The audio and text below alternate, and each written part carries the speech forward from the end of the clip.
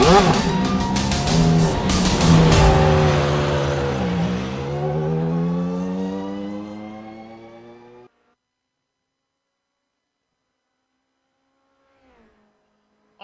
when a race schedule passes its halfway mark, it becomes a formality of running out the string before the obvious champion is ultimately crowned. Beneath a sinking California sun, Apex Online Racing's Formula Renault 2.0 Championship begins the second half of its Season 8 campaign from Circuit Gilles Villeneuve. And with a handful of drivers still with legitimate chances at the championship, the final 6 races will be anything but a formality. From the man-made Isle of Notre Dame, hello and welcome to the Global Sim Racing Channel's Countdown to Green. Way up in the press box to bring you our bird's eye view is yours truly, Bill Soupson, joined this afternoon by Jake Sperry. Our usual director, Joe Peak, is in Florida to take in the Daytona 24, so Sean Crackers Ambrose will be manning the director station, locked and loaded with cameras located, aimed, zoomed, and focused by GSRC's camera guru, Dougie Beard. It's round 7 of 12 on the Formula Renault 2.0 Season 8 Championship schedule, and as cyberspace flows into your place over these 15 streamy award-worthy minutes, GSRC will bring you all the storylines, all the stats and facts you'll need to fully appreciate the doubleheader format that consists of an initial 40-minute feature followed by a 25-minute sprint. GSRC will be here to bring you all the action live as it happens as we count down to green. Now, the last time the AOR brought the gang to the tight confines of Montreal was way back in Season 5. Scott Newton had one of the best results of his AOR career, tying Christian to catch for Best of the Day honors. So since it's been 3 seasons plus since we've come to the City of Mary, let me reintroduce my booth mate, Jake Sperry, to talk about its racetrack, Circuit Gilles Villeneuve. Thank you very much there, Soup. Of course, hashtag do you mind, the observer of sim racing, Jake Sperry, talking you about Gilles Villeneuve, located in Montreal, Quebec, Canada, and right there on the man-made Isle of Notre on the St. Lawrence River. Of course, used in the 1976 Summer Olympics, very important landmark of the Montreal area, the Montreal scene, and with 37 times that the race has been hosted in Formula One terms, this race certainly does have a lot of heritage, and being a street circuit and also a road circuit combined into one, that always makes this circuit a very difficult challenge over 13 turns, 4.5 kilometers or 2.7 miles for most American fans that we got racing or watching here today, shall I say. But there's a lot that can go on at this circuit. You've got long straights, you've got lots of chicanes, you also have the very fabled Wall of Champions, and well, we have quite a few champions in terms of the field from all assets of the iRacing hemisphere. But the best way to really understand how this circuit is going to function is if we take you on board the GSRC Formula Renault 2.0. This is a lap around Gilles Villeneuve.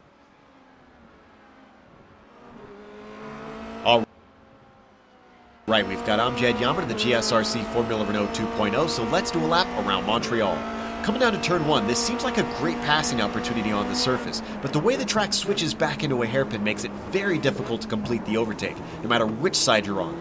Making sure you can get to the power early is really going to be the important aspect of the Senna S anyway. As the track gently curves to the right, hold to the left side as we approach turn 3. We'll have a fast entry into the chicane, but the exit is the worrisome part because there's just a wall and nothing else to the outside. Then 5 is a flat-out left-right flick, but hug the right side of the track so that you can straight line the braking for 6. Do your best to open up the second apex, because this will dump us onto the backstretch, where you're on the power for a decent amount of time. The main thing here is to keep an eye out for the bridge, because it'll give you a frame of reference on where you can line up the car to brake into turn 8. The curbs on the inside of the chicane are pretty tall, so be careful about how hard you hit them.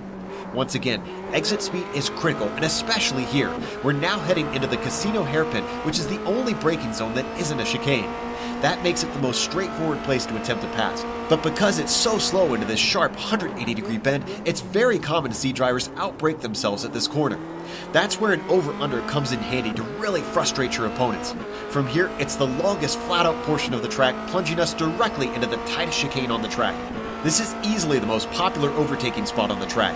The draft will reel you in, and the heavy braking makes it seem possible to send one up the inside. But be careful of the Wall of Champions. Take too much curb and you could find yourself plastered all over that infamous concrete. Hopefully, you were able to keep the car off it, and as we come to the line, we've now finished a lap around Montreal.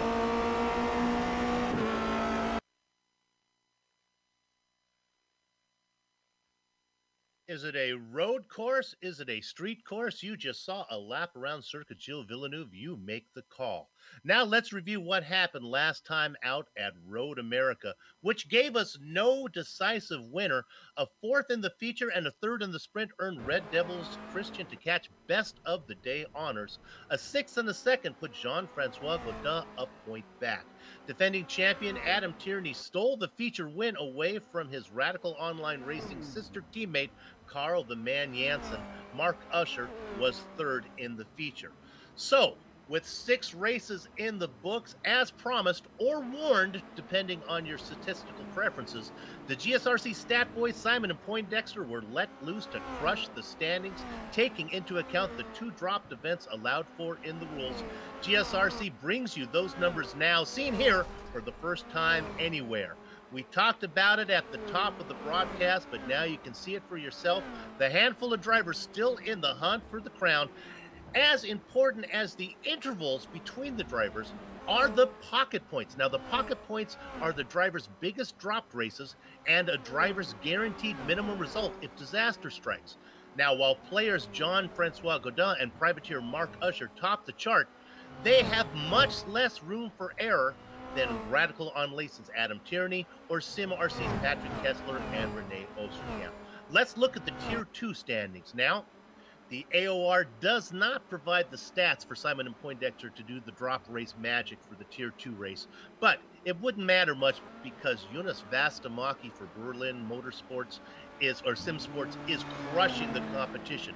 But remember, the success of Apex Racing's UK's Scott Newton had last time at Montreal, so while Fast and Lucky is 88 points away from Newton, the spots of Red Devils Daniel Morris, Formula Mini Sarah Dove, and Force Fissy's Knut Martinson are all gettable. Finally, to the team championship, where the preseason favorites Radical Online Racings, powered by Adam Tierney and Josh Thompson, are still chasing SimRC, manned by Renault Osterkamp and Patrick Kessler. The big movers here are the Red Devil guys of Christian to Catch and Daniel Morris, pushing them up 5 spots into 6. Okay, so now you know who you'll be watching. To tell us what we'll be watching, let's go back to Jake for the series and event details.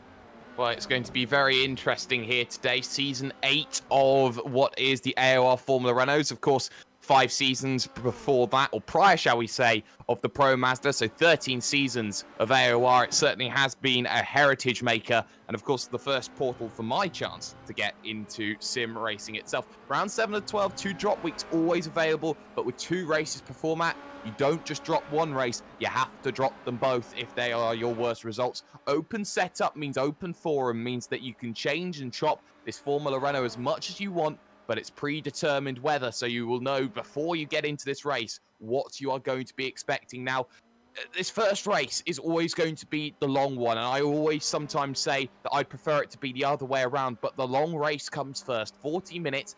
Gridding is done by qualification. 1 pit stop is required, so there won't be enough fuel to get yourself to the end. And with 15 points of incident limit, you have to be very careful of who you touch and who you don't touch when you try to make this move. No fast repairs available, so if you break it, well, you certainly did buy it.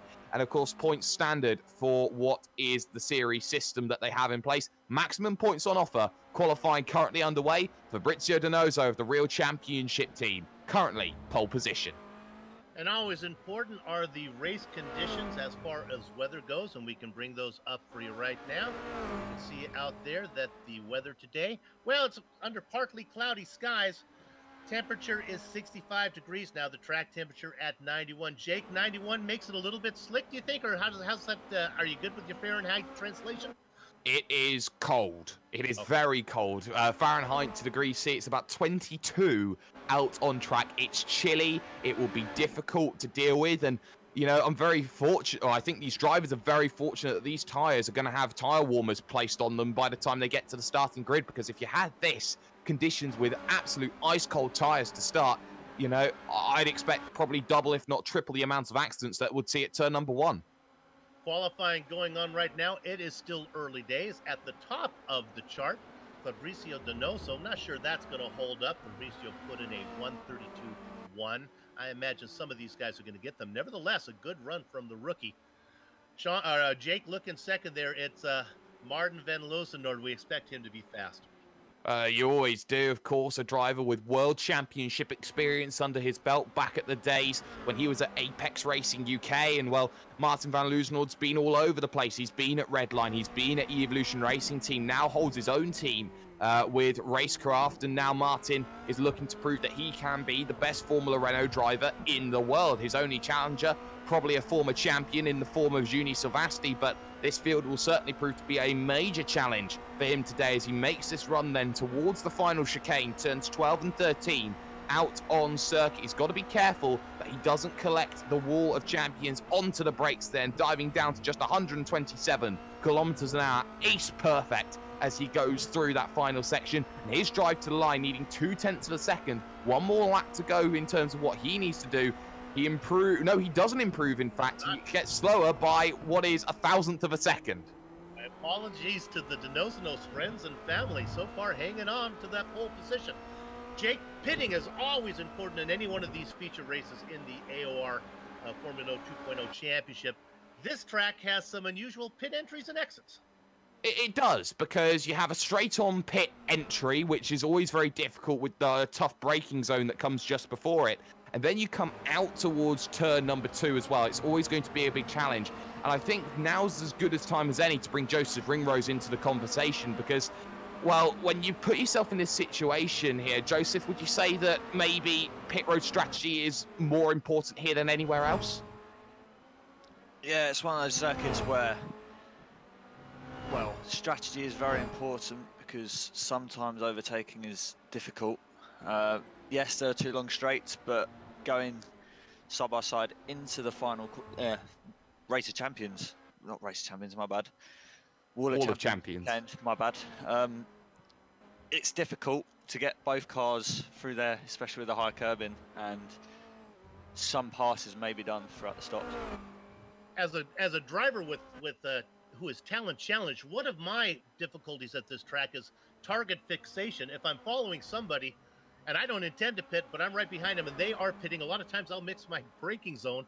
And also, it's interesting if you're side by side with somebody in a battle, if he decides to pit, he may actually outbrake you. He'll pass you up while you have to brake early to make that chicane.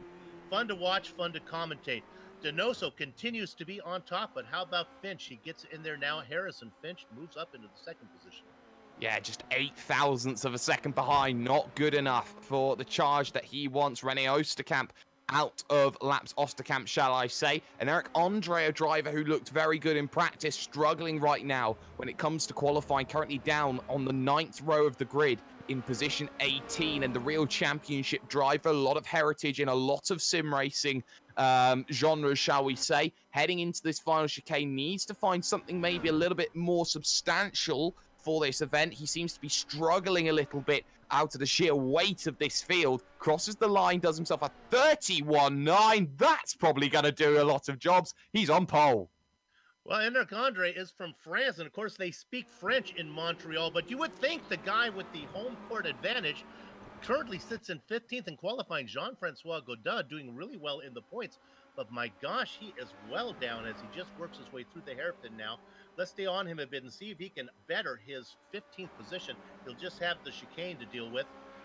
Jake, that's a bit surprising to see him so far down the list. It is, because he's a former world champion. He's a former champion when it comes to AOR. He's someone that struggles a little bit with finding time to practice with his family life, with his job, all those different aspects. As someone that I know very personally, Jean-Francois Godin, I think, has just proven that he's a champion. He clipped the wall of champions coming out of the exit. Has to be so careful about that. And, well, he crosses the line. The lap won't count because he's made contact, had 0x incidents. Oh, my goodness. He's going to have to work from 15th spot in a very large field today. 34, 35, 36, 30. Oh, my goodness. About 40 drivers signing up here. 5 of them have not put in qualifying times yet. Stefan Larkamp, Luke Barden, Tom Van Hoyman, Alex Hudson, and Sarah Flying Dove down there has yet to put in her time. Qualifying looks like it's just about done. Is there anyone still out on the track? Nope. Why don't we go to the grid right now, since it's a standing start and a large field? Jake will take them 2 at a time. On the front row It is the Frenchman, Eric Andre, ahead of Fabricio Donoso, whose early qualifying time held up. Jake? Yeah, fantastic work there from them. All real championship front row. Harrison Finch will start from third with Martin van Loosnod alongside fourth. Row 3, René Oosterkamp and Richard Renault. And fourth row, we see Adam Tierney, the reigning champion, and the Manuel Neuer knockoff, the Bayern Munich goalkeeper, Manuel Hoyer. Row 5 is Josh Thompson and Patrick Kessler. With Christian Takash, a former champion in row 6, joined, of course, by Scott Newton. Your top tier 2 driver, Yunus Vastamaki, but he's not the fastest tier 2 today, as that would be Manuel Hoyer up in about 8th position. Stefan Herman behind him in 14th. And then you've got Jean-Francois Godin, championship leader so far down the order. Robin Bondon joins alongside 16th. Another man up in the points is Mark Usher, way down in 17th. Daniel Morris outside of him. And Guillaume Toledo will start from 19th. Rounding out 20, though, is Charlie Summers. Making his season debut in the blackjack position, Cam Stark, Knut Martinson in the double duck. And then you have Lubomir Moric for Positive Sim Racing 23rd. And, of course, one of the champions from the 24 Hours of Daytona, Carly Jansen. Ty McLeod and Rudolph Nagel, 25th and 26th. And then you have Alexander Waldo and Hugo Quenya. 28th and 30th, Erkan Lindstrom and Connor Ryan. Followed by Evan Imre and Casper Thrain. Jordan Pierce and Ryan Littlemore make up the next row.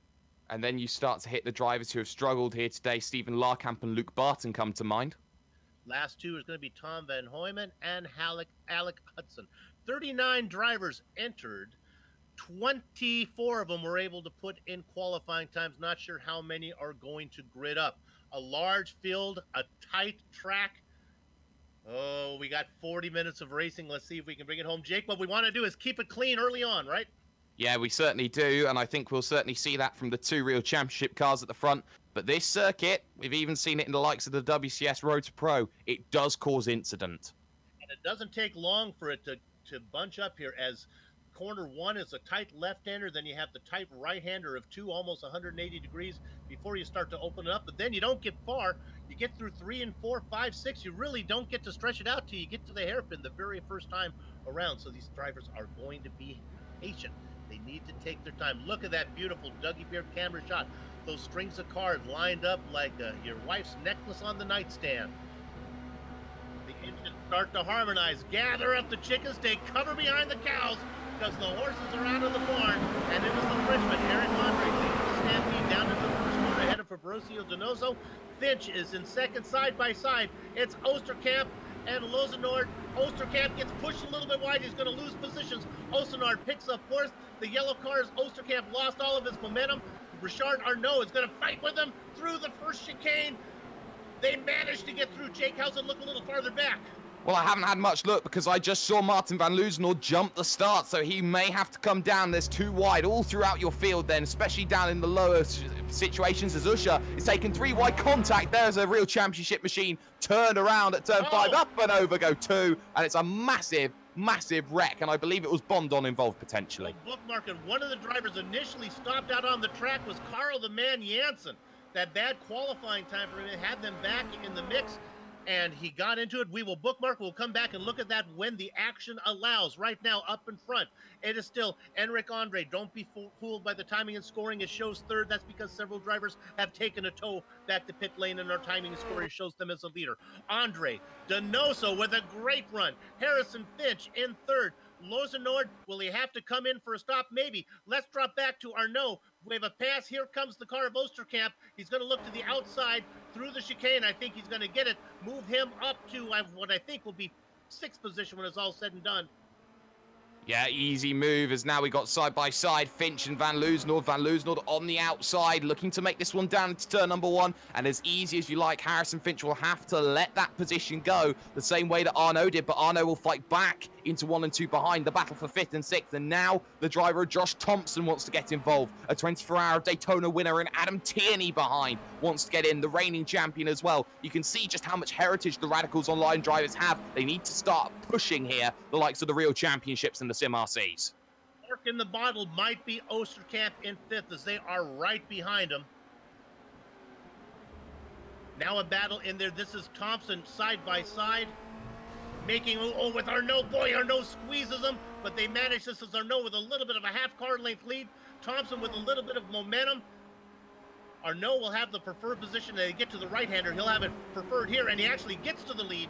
He's going to be able to close the door before they have to do the left-hand part of the chicane. Arnault in 8th, Thompson in 6th, Thompson in 7th, and Tierney in 8th. Yeah, and there you see Manuel Hoyer just behind trying to get involved down onto the brakes. A little lunge from Thompson. Wide runs Arnault, though, coming off of the hairpin. He'll lose all of his drive, and now just Thompson can push it side by side on the run to the wall of champion chicane. The final chicane, easy does it, easy as you like. This may be the move that is wanted. It's worth noting Van Loosenholt, if he did jump the start, he'd have 3 laps to try and serve it. And, well, he may just have to wait to the last lap, or I've maybe just seen something that's just completely wrong. Down to the inside, though, goes Josh Thompson. Easy as you want it, but he couldn't set the pick for Adam Tierney. Tierney is now duck to Manuel Hoyer. Drivers who have left the opening round, that's not racing anymore. We've lost Sarah Dove, I don't believe, qualified. Stefan Larkamp, Ryan a little more slow. Sarah back out there. Well, she got at least a spot. Knut Martinson also having trouble. Well, he's not having trouble, but he's letting all the traffic go through, so he'll be a lap down. He'll let everyone go, and then he'll run his race, and that's clever driving, actually, from the Norwegian Martinson. But right now, the leading drivers, and Eric Andre is just pulling away. He's broken a second already. Donoso, maybe the inexperience coming into play. Yes, he was second in the F1 Esports Championship final, but he's now got to deal with Martin Van Loosenholt and Harrison Finch, 2 drivers who are no slouches when it comes to this machine. Looking there at Eric Andre on screen, our leader. He's going wire to wire. He's opened up a 2-second lead. Go ahead.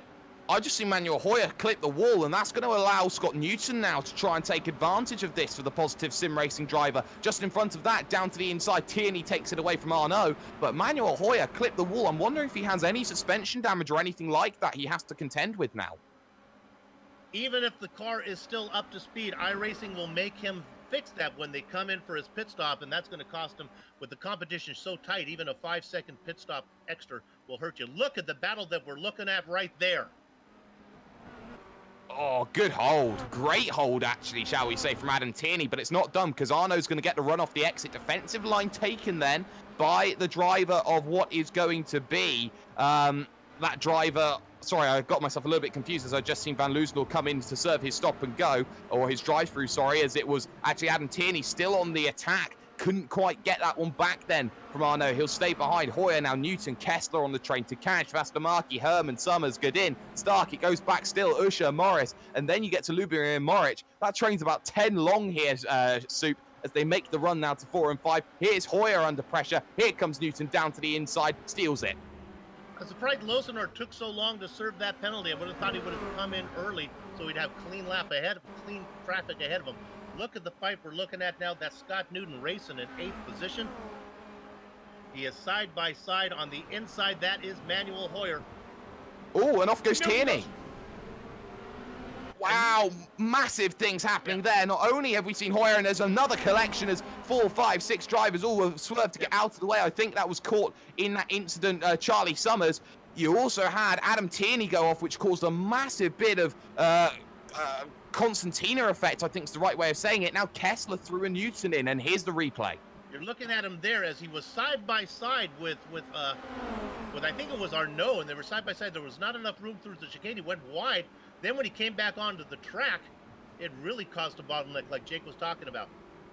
Well, it's just the way it sometimes goes. You get very unlucky, but the battling still continues out on circuit as now Christian Takash now has made his way through on the driver of Scott Newton. So a lot of drivers making a lot of positions a lot of the time, and that has completely thrown everything open in the early stages. You look at this now, the gap's massive for the first 6, 7 positions, and it's only back of Kessler that you have Takash, Newton, and Vastamarki now. Vastamarki not needing to make, well, actually does need to make positions here. Scott Newton currently has the Division 2 lead.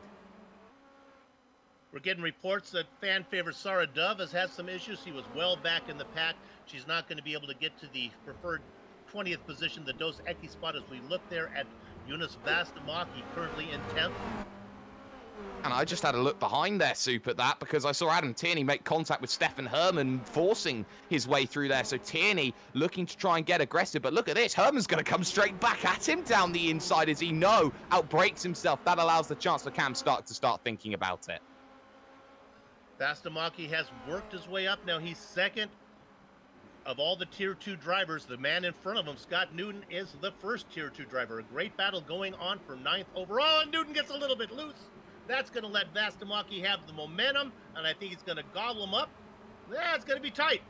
It will on the run down towards the chicane, so they've got to be careful here. This race 40 minutes long, so you're looking at a lap time, a minute and a half, maybe 25 laps. The right thing, big cut over the nose for Vastamaki. No chance of making that move on the charge to the wall of champions. So Scott Newton, the Australian, holds his position. He holds his nerve. No real worries at all about the way that has worked. But you're looking at these battles further back. Cam Stark now looking to attack Adam Tierney down the inside, and will get it as well. Cam Stark is no slouch. He is former Apex Racing UK. He has been here at the inaugural season of AOR, and that's going back to the Pro Mazdas. And I think Adam Tierney is just really, really struggling with that machine. He's soaring at the wheel soon.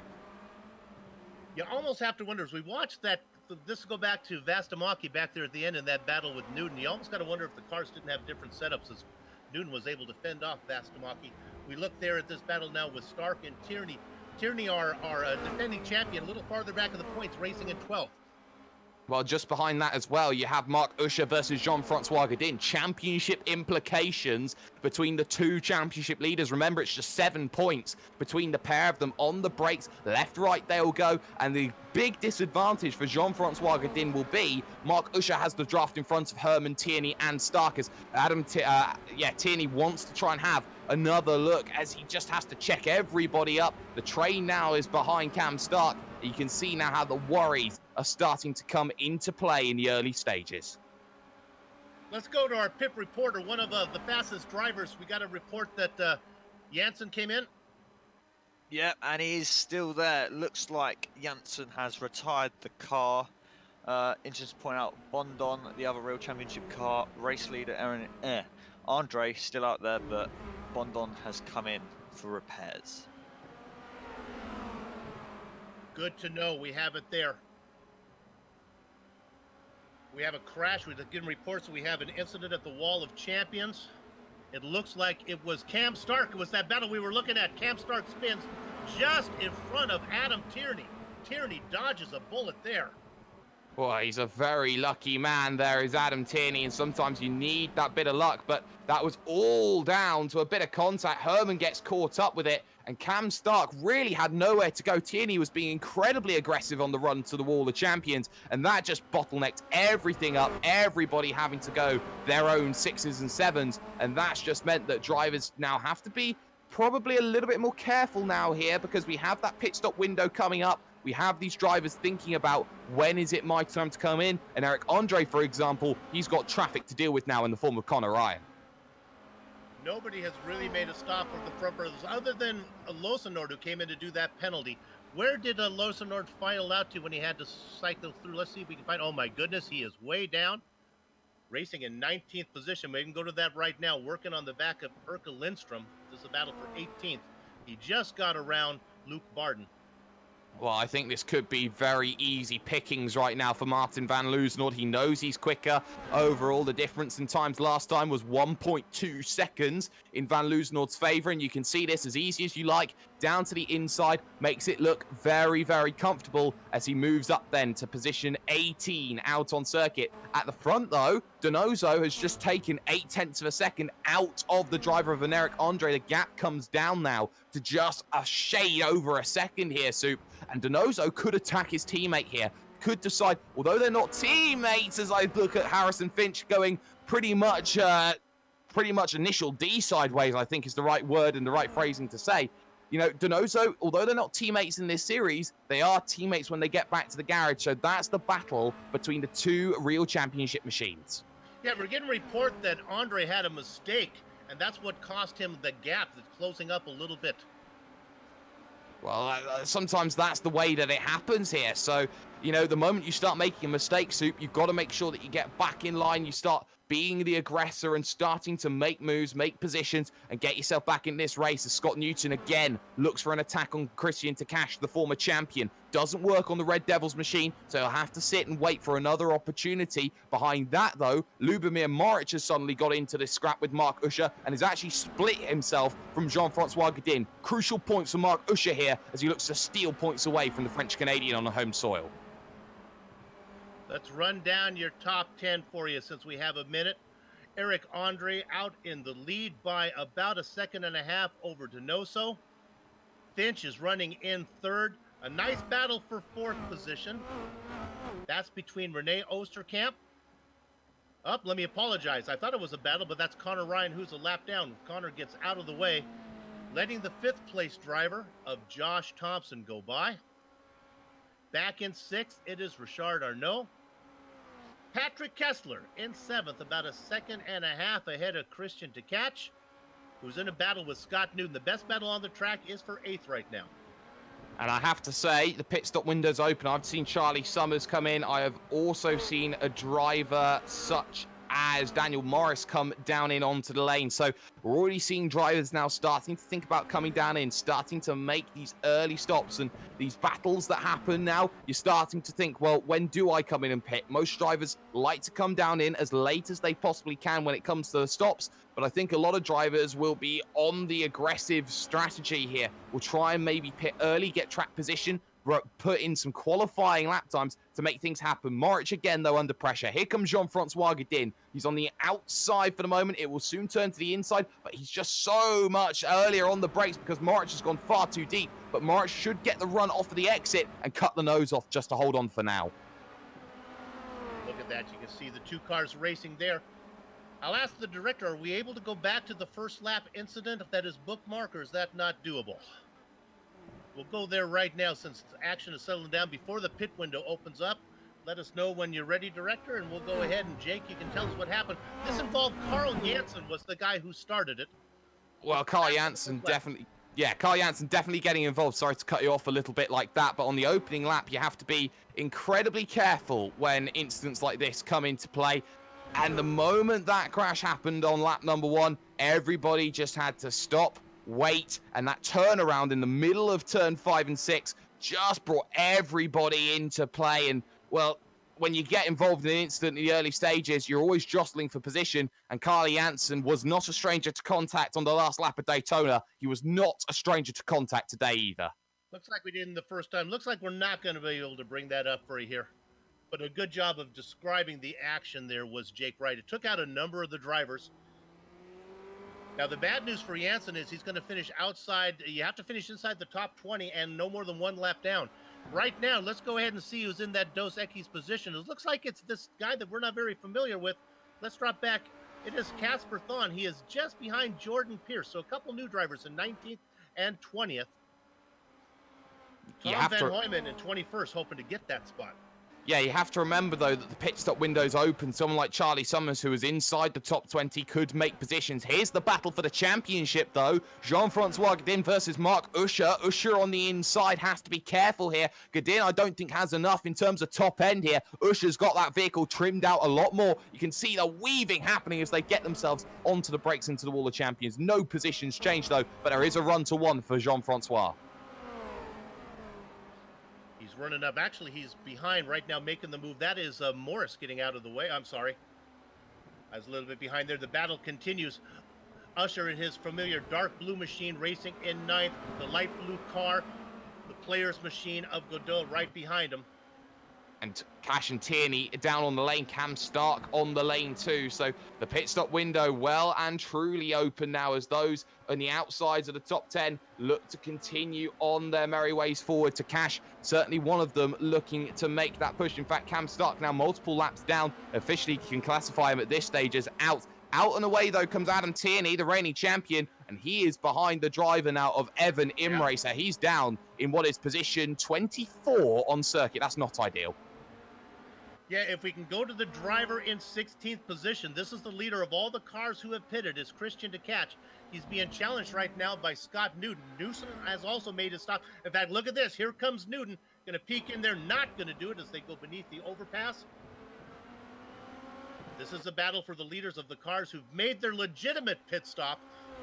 Van Lozenord has made his stop as well, but that was a penalty. He'll have one more to do. He'll need to make 2 stops today. I know, and that's going to put him far back through the field, so he's got to be careful. So Takash on the defensive, little wiggle coming out of the hairpin there. Of course, the famous incident where Robert Kubica had a scary moment there, but I don't think Scott Newton is going to be able to close up too much. However, Apex Racing UK machines do like their top speed, so they will be vehicles looking to try and challenge and be aggressive when it comes to getting onto the brakes. Not close enough at this stage to make something happen, so he'll sit and he'll wait. The gap, though, again at the front, comes down to a second suit. Let's look at this battle. My goodness, this is Usher and Godin as they continue to fight. This is a battle for 9th position. Usher ahead, but now they've been joined by Lubomir Morris. I think all the nonsense that's going on between Usher and Godin has let Morris come in as well. And then you got the guy back there, you know he's fast in 12th position. That's Lozenord. Exactly. So Martin van Lozenord wants to get through all of them as quickly as he can, but he won't be a driver who cares about the championship battle. He just wants positions. He just wants to get back into this race. So Jean-Francois Godin now on the aggressive, still needs to try and find a way through in the team player's machine against the independent driver of Mark Usher. Usher still, though, on that defense, doing a fantastic job of managing his race at this stage, but he knows that he's got to start thinking about getting up to drivers like Stefan Herman, who has started to pull away. The difference in times has been staggering. Again, another wiggle out of it, and Van Lozenord will take easy pickings as well. March has struggled all day long when it has come to that hairpin. You're looking off the back of the lead car there of Usher, and you could see Van Lozenord side by side as he continues to try to fight with Morris. And I think he's going to have to tuck back in. Again, more straight line speed from Lubomir's car. Comes in. Talk about straight line speed. How about he straight lines it right into the pits? Exactly, that's what's needed. But look in front, Jean-Francois Godin side by side. Got the inside line as well on Usher. Usher's got to go very defensive as they head into 1. He'll have the inside line into 2, but you can use the outside track if you're brave enough. And Godin, again, unable to make things happen. So he needs to go and be that aggressor. Be that person who goes in, makes that move, comes back out of it with some very, very solid drives. But right now, when you talk about this race, there's been a few quiet drivers. Harrison Finch, one of them. René Osterkamp. This is massive for his championship. Highest of all the championship contenders in 4th. And being 5th in the championship, he is stealing some points. We can report that Lubomir Morris was in and out, but he's fallen back in behind Yunus Fastamaki, 4th of all the fastest cars, the cars who have pitted. Scott Newton has overtaken Christian Takash. Newton now the leader of all the cars who have pitted. And Van Lozenord also threw on Jean-Francois Godin, so now Mark Usher becomes the man under pressure in this battle going on 8th, 9th, 10th. Out on circuit. So now Martin looking to challenge Mark Usher. The two know each other very well. They've battled year in, year out when the Formula Renault has been in town. And Mark Usher now has to worry about that driver of Martin van Lozenord here, who's closing down that gap. Thinks about the inside. There was never going to be any gap. He's got to do it the long way round. And you can see Usher's going to give it to him before they even get to the corner. And on the brakes they go. No real worries at all. Jean-Francois Godin comes in. Remember, even with the stop-and-go penalty, Lozenord and Usher now on the same pit strategy. Godin is in. Maybe we can go ahead and see if we can pick up. Oh, the pit road is busy now. Joseph, here they come. Indeed, they are various drivers in the pits. Well, the first top guy to come into the pits is Josh Thompson. Pretty clean stop for him. He's fed out just behind Ty McLeod, so that would put him around P10. So pretty good for Josh Thompson. We'll have to see where the others. And Eric Andre's made a mistake. Oh, it's a huge one. Sorry, and Eric Andre's gone and spun it down at turn 4. He's just completely looped it on his own. And he's very lucky because Harrison Finch went off it in exactly the same place, Soup, and very nearly collected him. Yeah, this happened. Now you can see Donoso was able to get by without a problem, but my goodness, Finch as in fact, yeah, Finch saw him and I guess out of nerves he just spun it. Exactly, that was the big worry that I think everybody was going to have at that stage. And well, Harrison Finch, a lucky man not to collect anybody else. Same could be said, though, for Richard Arnault. And that's just going to mean that this race has changed, because now it is Fabrizio Donoso who leads, Osterkamp up into second, Arnault and Andre third and fourth. So that's 3 real championship machines inside the top 4. Not the first time that we've seen a mistake from the lead and it hit the Frenchman. We can report that Thompson made that stop. He is in and out. He's the leader of all the cars who have pitted, currently racing in 11th right now. Well, he's in 11th position, and he knows that he'll be very excited at the fact that there were some mistakes further forward. He's just got past, though, the driver of Ty McLeod. That one was for position, so now put him inside the top 10. The Scotsman, 3:16. Well, that was as easy as a stunner, if you want to say that much. And actually, that is the driver of Alec Hudson going very slowly there. Bit of lap traffic there to contend with, but these drivers making mistakes, if those tyres get too hot, they've got to come down in and make some stops. Donoso with Waldo, Quignard and Imre just in front. He will have to think about coming down very, very soon, as now Osterkamp becomes the man under pressure as Arnault looks to chase. The gap from Donoso to Thompson is 30 seconds. I would imagine Donoso, that's probably an okay bogey time. He should be able, wouldn't you think, Jake? Get in and get out before Thompson would come around with a 30-second gap. Pretty sure that would be enough here. The stops aren't long when it comes to these machines, as Donoso stays out for another lap, as does Osterkamp, as does Arnault, and Eric Andre decides to stay out, and Harrison Finch dives down onto the lane for Positive Sim Racing. So Harrison Finch, a very quick kid with a lot of potential for the future. He now needs to think about what's going on. Josh Thompson, on the other hand, he'll just have Mark Usher in his sights, and how psychological will that be to get past Usher?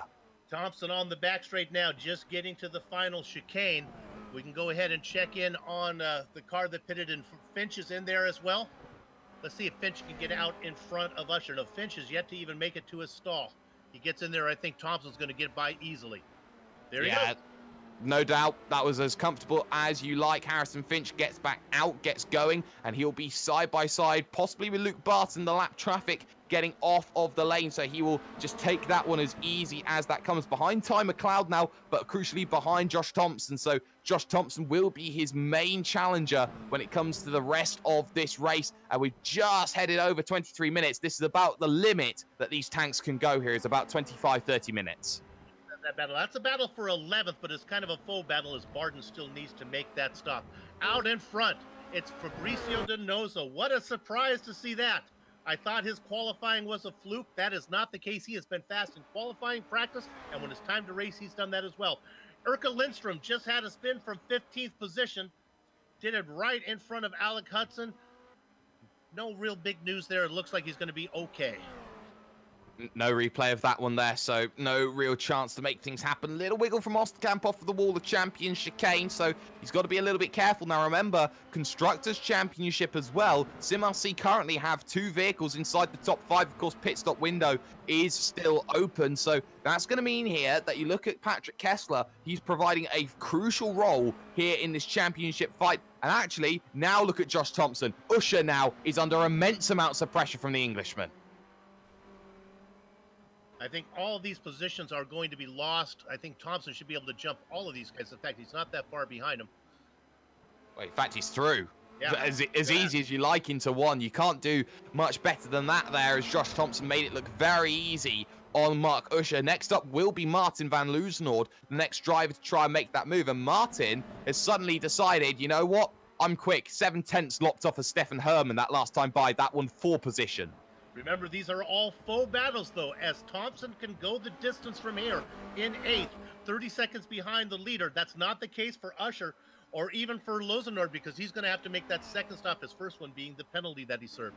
All this going on behind Fabrizio Donoso, who has a 5-second gap now back to the second-place driver of René Osterkamp. Osterkamp, though, is being chased by the Frenchman, Richard Arnault.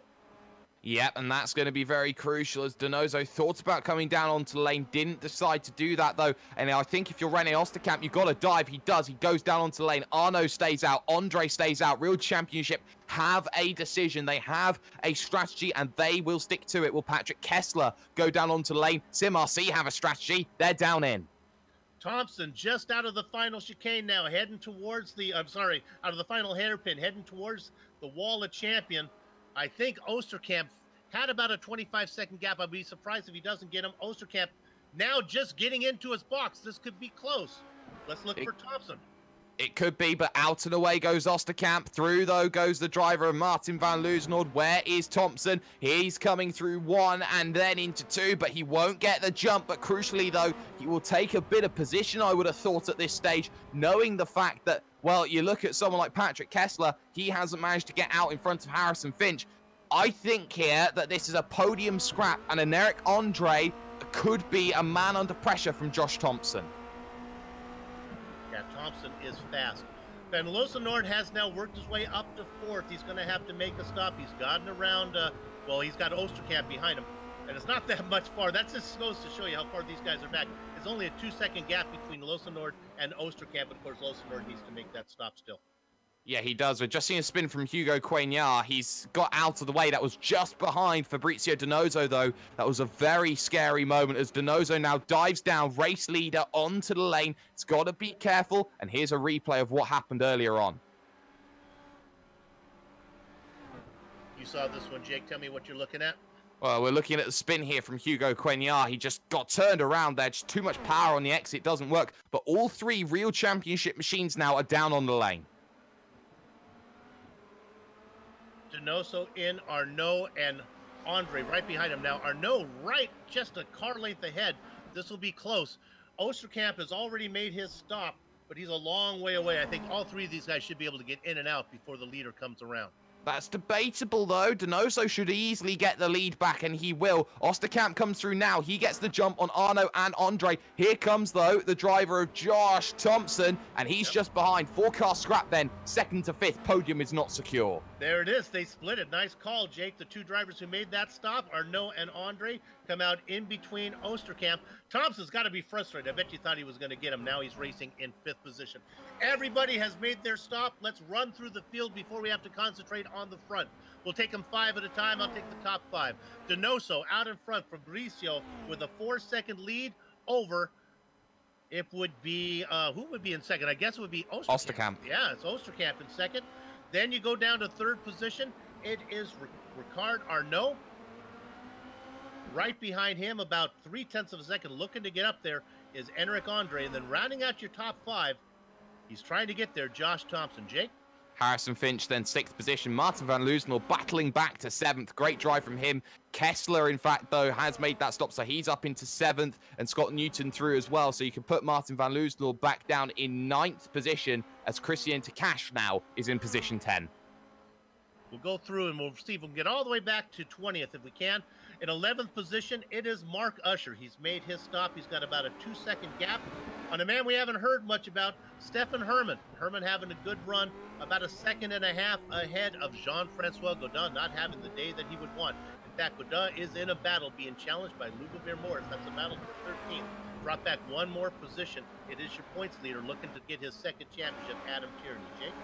Yeah, and just to go away from that, just to sidetrack, we just seen an Eric Andre go through on Richard Arnaud. That was pretty basic, knowing how quick an Eric Andre is. He's made that move on Richard Arnaud. He's made that one very comfortable as well. He'll now chase René Osterkamp for 2nd position overall for P16. Well, 3:16, Ty McLeod there having a very good run of things. Daniel Morris now in 17th. Tom Van Humen's dive down in onto the lane. Guillaume Toledo and Luke Barton make 20. And who else is that? Arnaud has had a spin. Oh, no. Right in front of Josh Thompson. We'll see if we can find it. Oh, he's just so aggressive when he comes to that curb. He's just trying to slow it down. We just catch the end of it there. You know, he just catches that curb a little bit, gets himself back going, but that's 2 positions. He just took his foot off the pedal. Stop concentrating, Soup. And the moment you lose concentration, you lose 2 positions, and Team Boss should know better.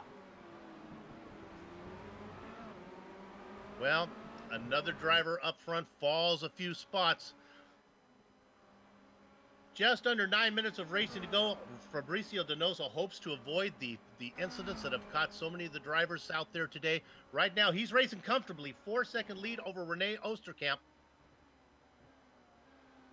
4 seconds is all it's needed at this stage here. You need to start thinking about how you make your moves at the late stage. I, though, to Lubomir Moric, because now Jean-Francois Godin wants to have position 13 under his belt and key at this stage. And, well, every position right now for Godin is every position possible to stop Mark Usher taking a few more points, bringing that gap back down. And I think Jean understands this. He's got to start thinking about making moves. He doesn't have much time to go. We're inside the last 10 minutes, inside the last 8 minutes even, and you can see how Godin is just not able to get up to Moric, and that is surprising. Working as hard as he can to get there, not able to do it. Let's leave that for just a minute and check in on see who's going to be in the transfer spot. Looks like 19th position. Can we take a look at Robin Banks Bondin? Haven't heard much from him. The rookie looks comfortable inside the top 20. Now behind him is the man who's had internet connection problems all season long. That is Charlie Summer. My gosh, if Charlie can hang on to that 20th position, he'll be put on the pole for the sprint. He's got the talent to go wire to wire. Well, he's got 7 seconds to Erka Lindstrom, so he'll be using all of those 7 seconds. So Charlie Summers will be working hard to make sure that happens. But right now, if your name is Rene and ends in Osterkamp, you are a man under pressure because Eric Andre is hand over fist closing that gap. It was 1.3 seconds the last time they crossed the line. There's not long left to go in this event. 32 flat from Andre, 32.4 from Rene Osterkamp. So another 0.4 of a second. Get lots and chunks off the time. And you can see an Eric Andre 0.3 of a second, get some words out, Jake, 0.3 of a second quicker when it comes to 1 lap pace here. Fastest lap is certainly in an Eric Andre's ball court. Looking at Osterkamp in the yellow Swiss sheet color machine. He qualified 5th. Eric Andre was leading for a while. He was your pole sitter till he had that mistake, trying to take a little bit of the sting out of the wound. If he can get back in here, a second place would be nice. I hear more trouble. How about Richard Arnaud? No, that's the same spin. I apologize. Richard Arnaud with this. Caught that replay again in my booth. No, well, Richard Arnaud then has to be careful about that sort of area. And, well, Richard Arnaud knows that he can't afford to make mistakes anymore. Will start hurting. Tell you what is hurting. Jean-Francois Godin, Tierney's through. That's what Tierney does. He just likes to bring it home. Meanwhile, let's go ahead and look at that battle for a second because it's tightening up. This is Osterkamp. I think that Andre now is in the tow. They head down into the final chicane, 13 to 14. Let's see how they negotiate that before they wrap up this lap. Just over 5 minutes of racing to go. Donoso out in front.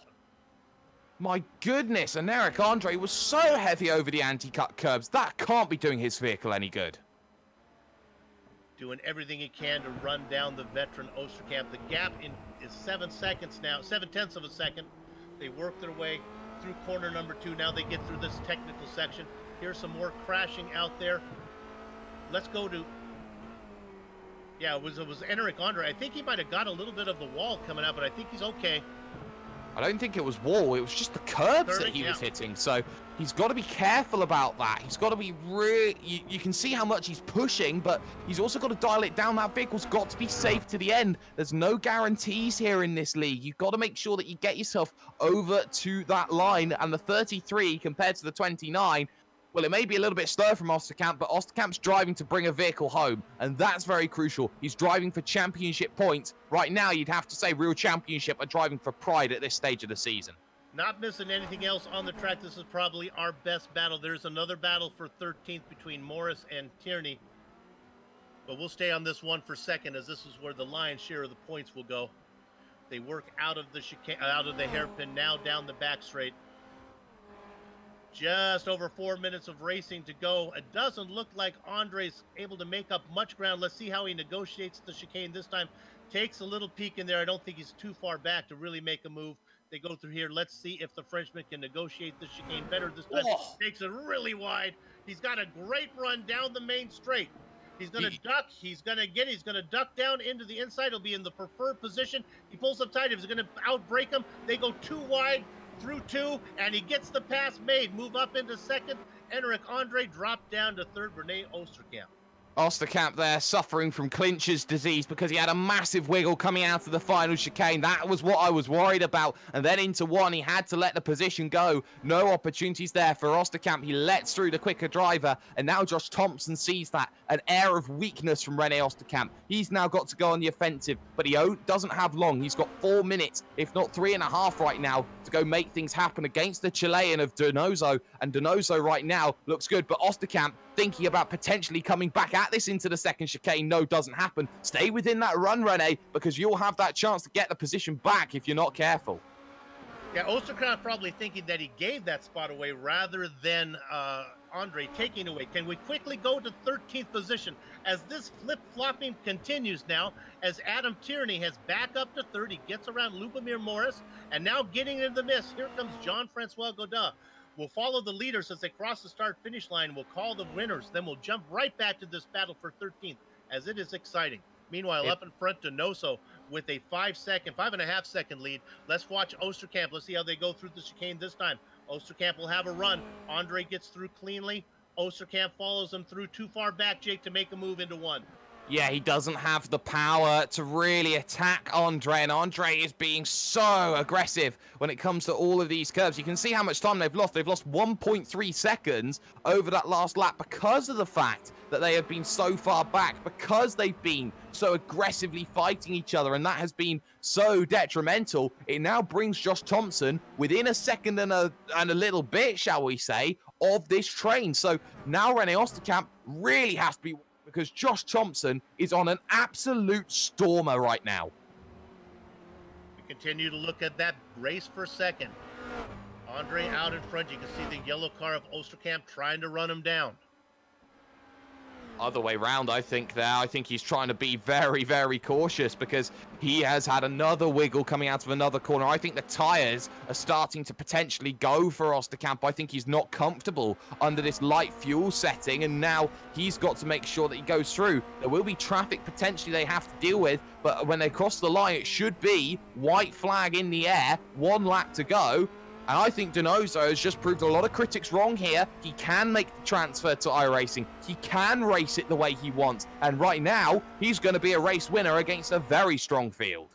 Let's quickly go to 26th position. There's a battle. The leader's coming up on this one. This is Robin Bondin and Hugo Quignet. These guys are not going to get the transfer spot. The reason I bring it up, they were having a really strong battle. Our leader's going to get through as he's shown the white flag. Donoso makes it through. Now he's in between 2 back markers. You got to be careful. All this going on. Andre has comfortably left behind Osterkamp. Let's check in on the Tierney battle. Remember, Tierney was in that battle with Morris. Well, he has left Morris long gone. Morris well back in 14th position. I don't think Godin in 15th will have a chance to get there either. You can see Godin. Not sure who we're looking at there.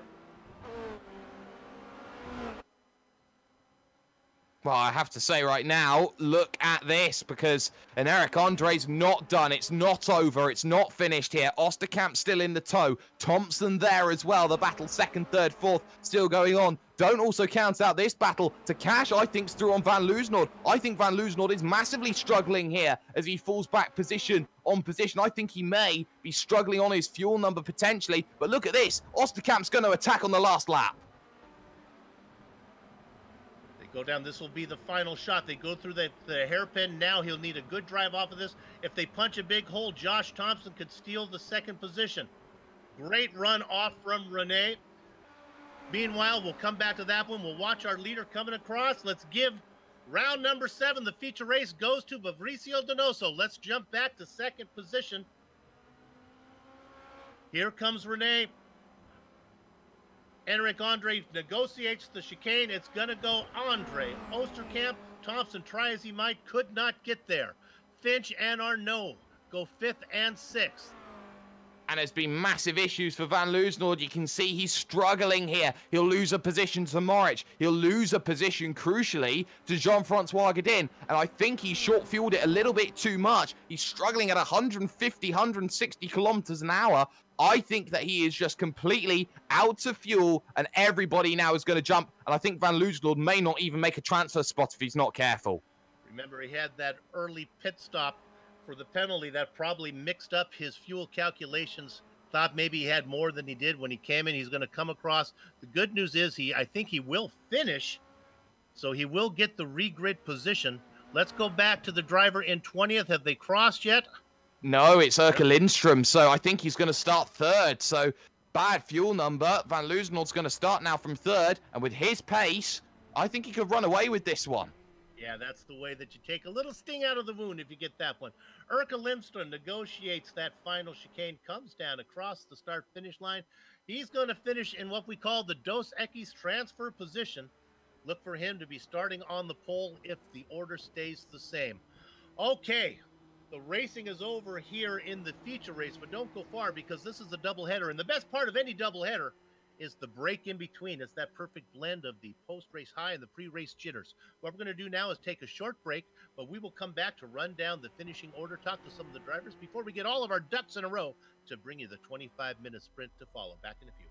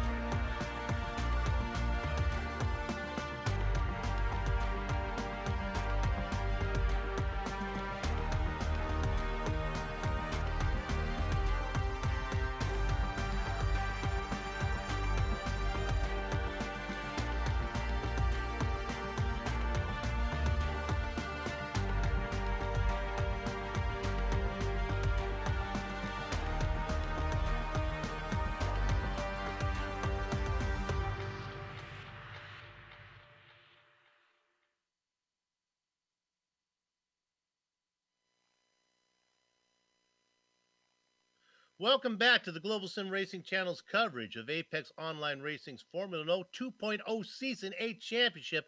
It's round 7 from Circuit Gilles Villeneuve. Time to run down the finishing order of the feature race that just concluded. Well, he started in second position. He had a little help from some mistakes from drivers in front of him. He gets the win, Fabricio Donoso. Enric Andre comes home in second. Renee Osterkamp, Josh Thompson, and Harrison Finch round out your top 5. Richard Arnoux, Patrick Kessler come home 6th and 7th. Your top tier 2 driver, a quiet run from Scott Newton. He finishes ahead of the next tier 2 driver, which will be Stefan Herman down in 11th. Jake will tell you about that. Christian Tkach in 8th position. Mark Usher in 10th. Tkach in 9th. That rounds out your top 10. Jake, over to you. Herman the German, Stefan Herman, finishing in 11th position with Adam Tierney reigning champion. Poor day at the office in 12th, has to be said. Lubomir Moritz gains 10 into 13th, with Jean-Francois Godin himself struggling in 14th with Ty McLeod. There is a Flying Scotsman there in 15th position with Daniel Morris 16th. Luke Barton will finish in 17th ahead of Martin van Loosenoord, who ran out heading towards the line. Charlie Summers will finish in 19th and running out 20, Erka Lindstrom. Guillermo Little Willie Toledo in the 21st position, going to finish just outside the points and the transfer position. Well, he'll transfer into the sprint race, but he won't get the regrid to the pole, which will belong to Erka Lindstrom, who came home in 20th. Tom Van Hoyman in the double duck spot. Alex Waldo in 23rd. 24th and 25th go to Evan Rolling Thunder Imre and Robin Banks Bonda. 26th, 27th, and 28th, Hugo Quinier, Jordan Pierce, and Connor Ryan. 29th and 30th, Casper Thrain and Alec Hudson. Jake? And then you're starting to get the vehicles who struggle today. Jonas Vastamarki, while he may be needing a few pocket points here today after a very poor opening start. Cam Stark, 32nd, Sarah Dove. You look at Rudolf Nagel, Manuel Hoyer getting caught out here with technical difficulty. Carly Janssen, big surprise to see Carly Janssen involved in that first lap incident. Knut Martinson, Ryan Littlemore, and Stephen Larkamp make 39. We do have some drivers that we can talk to. Let's go ahead and bring in Richard Arnault first down into the booth. Richard came home in 6th position. He was up and down the order. Richard, congratulations. Well, you got it home. Yeah, thank you guys. Hello everyone. Yeah, it's a P6, but I expect maybe a P3, but I made the mistakes as everyone sees. So that's it. I will try to optimize that for the sprint race, considering I will start not on the front, but on a good pack to maybe try to put a top 5 or something like that. We'll see. How did the tires hold up at the back part of the race? We noticed that a lot of guys started to struggle. How was your car feeling compared early on to late in the race? In fact, the car was really perfect at the end of the first stint. Then I came into the pit, and the temperature of the tires fall down a little bit, and I struggled. So I let pass Enric, and then Av is dirtier, and my tires wasn't on the optimal temperature, and this is why I struggled during 2 or 3 laps on this corner and one time as well. Well, you won't have to worry about that in the race coming up because there are no pit stops, so the tires will stay warm once you get heated. Good luck in the sprint race. Thank you, guys. All right. Richard Arnault, a 6th place position. I think he's wanted more than that, Jake, but I think he'll settle for 6th. I think he'll settle for it. I think that, we've seen some 6th positions for him. We've seen it work. Sometimes it hasn't been the best way forward, but I've found the man that's normally fast and lucky, Jonas, today, for at least the first part, fast and unlucky. Yeah, had a nice start for the race. First of all, really amazing qualifying, and then I was chilling in P10 right behind Scott Newton, but he made a driving mistake after 6, couldn't avoid him, got heavy front wing damage, had to pit to replace my front wing, which cost me extra 7 seconds, and then I got stuck in traffic, and I can't remember who I tried to overtake at turn 8, but he couldn't keep the line, hit the inside curb at turn 9 and completely demolished my car. So that was race over, and now I'll have to start from the back for the sprint race, so not looking good. Not looking good, but in terms of this sprint race, would you say that you have a better advantage being at the back, seeing as we know how narrow this circuit can be, and when drivers start to get a little aggressive trying to make positions at the front, do you think that the circuit will lend to you gaining 4 or 5 positions from drivers being too greedy? Well, there's definitely a chance for me to gain positions. I was expecting this week to be somewhat similar to what Bathurst has been previously because the walls are so close. So I was expecting a lot more attrition for the feature. Didn't happen, but it is very possible that there are massive crashes and a lot of people dropping out in the sprint when the faster guys are trying to make their way through. So I'll just have to sit back and hope something happens. And how do you think this future is going to end up for you? I mean, you've got the lead in the championship by a very long way in terms of Division 2. Points are going away. Do you think that someone like Scott Newton's going to take a sizable dent out of your championship? Yeah, I mean, after the drop weeks are considered, the gap is way smaller. So I think it was 88 points before today to Scott. But with drop weeks considered, it was 35 or 36. And now that he won the feature, it's going to be way closer, around 30 points. So definitely going to be a close fight. Scott seems to be the faster driver right now, so I'll have to figure something out for the last 5 races to have a chance to fend him off. Exactly, and well, there we go. Jonas Vastenamaki doing a very good job, but in terms of birds here, Soup, I believe we found Harrison Finch, and I believe for you, Harrison Finch has gone looking maybe a little bit more like a tit. Yeah, I guess a 5th place, you can never complain about that one, but I bet you, Harrison, I bet you thought you had more in the car. Yeah, so I decided to spin right after Henrik had a spin, which was quite silly. And then after that, it was just sort of get to the end of the race because I was a bit scared I would do it again. Okay, you're going to be starting well in the back. What are you looking at for the sprint race back there? You're going to be aggressive? I imagine you're always aggressive, but you don't want to make a mistake with that in the bunched up grouping that you have during that sprint regrid. I'd just take a finish, to be honest. I know how hectic the sprint races usually are. And at this track, where it's really, really tight. So, yeah, I'd just take a finish. Yeah, I think everyone's opinion is attrition going to play a big factor of this one. If you can just survive, you're going to pick up probably 7 or 8 spots just by attrition. Good luck in the sprint. Thank you. Harrison Finch, not happy with his performance there. He thought he had more in the car. Apologies to our other foul there, and then we're talking about Sarah Dove. We're not going to be able to get to Dove. We did get one bird in, though. We did get Finch in. What we're going to do right now is take a short break, and what we will get all of our ducks in a row, another bird reference, and we'll come back and bring you this 25-minute sprint race that'll be starting any second. Back in a few.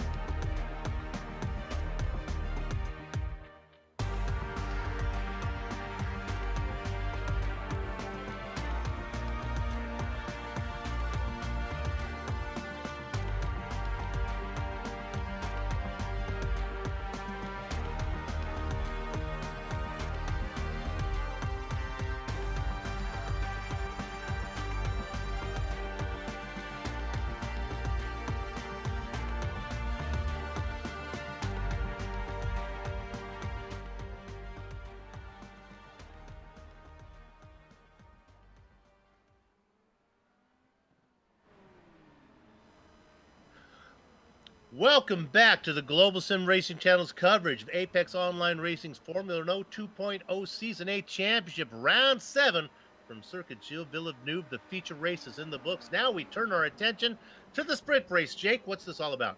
Well, it's a little bit different. It's the quicker race, which I said at the top of the broadcast, I wish they'd switch it the different way around to put it more in line with the Formula Renault seasons that you normally get to see. 25 minutes sprint race, top 20 grid invert, so Erka Lindstrom will be the lucky man at the top. No pit stops in this one. They have enough fuel to get to the end, but the instant cap comes down a little bit. You're down to 11 points only. That's going to be very, very crucial. It means that you have to be even more precise on this long run. Fast repairs, you're allowed a certain little one because of the aggressive nature that is given to these sorts of races. But the points, very crucially, for less time, they are reduced. So what you'd normally see, as you see the scoring system graphic on your screen, is that the feature would give you 32 points for a race win, 28 for second, etc., etc. Now, what happens is you go down to just 20 points for a sprint race win. And those points, although they're less, they mean so much when you get to the real tight end of a season. When you get to that final race, that final one where the points are going to be so marginal, especially with 5 fighting for the championship, 20 points here and there makes a massive difference. Now, the big thing is that when you get yourself a fastest lap, there's a bonus point. When you get yourself 0 instant, there's 2 bonus points on offer. 1 instant, well, you're only going to get yourself 1 bonus point, but bonus points mean so much come the end. They count for a lot of things, Soup. Jake, I've been in the position where I've been regrid to the pole and I'm talent challenged. When I get up there, I usually just try to stay out of the way and be polite. Now, you've been in this position as well. You had a little different attitude when you were up there. No, you get up there, you are scrapping with everybody else. You have as much right to be fighting with anybody else, championship or no championship. If you're a driver who doesn't normally get that opportunity to be at the front, then I'll tell you this right now, this is your chance to go out there and prove yourself. That was what I tried to do, Season 5, Spa-Francorchamps, famous race. I'll bring it up every time I'm on here. But you want to go out there, you want to make a name for yourself, go battle hard with people. If you're fighting for the race lead, you fight for it. You fight for every position you get. You deserve to be there. Practice is done. There's your thoughts from Jake Big Cork Sperry as he gives you his opinion about how to race from the front. I have to agree with you. I like the drivers to go out there and battle. We'll wait for iRacing to populate the grid, and then we'll bring it to you right now. And sure enough, we can do that on the front row. Remember, the top 20 get regrid.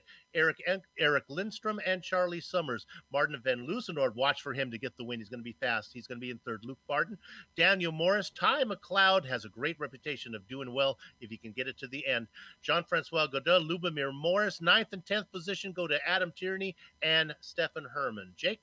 Mark Usher in 11th with Christian Takash. Scott Newton will start from 13th with Patrick Kessler and Richard Arnaud. Harrison Finch and Josh Thompson, 16th, 17th. Row 9 there is also for Rene Osterkamp. And Eric Andre and Fabrizio Donoso round out 20. Behind the feature race winner is Guillermo Toledo, Tom Van Hoyman behind him, Alex Baldo, Evan Emery, Robin Bondon, Hugo Kenye, Jordan Pierce, Connor Ryan, Casper Thane in 29th, and Alec Hudson in 30th. Well, we've got a few people missing who aren't very happy. So you got Sarah Vastamaki 31st, Dove in 32nd, Rudolf Nagel, Carly Janssen, Knut Martinsen, and Stephen Larkamp 36 from the 39 that we had previous. Carl Janssen very fast, but of course was caught up in that lap 1 incident that took out a few. Okay, we are green. Gather up the chickens, take cover behind the cows. The horses are out of the barn, and sure enough, Charlie Summers is. I'm sorry, my timing and scoring is off. Who do we have in the lead? It Summers. Yeah. Oh, it is Charlie Summers. My timing and scoring was not off. Summers gets the jump. Eric Lindstrom behind him. Loosenord, Barton, and McLeod.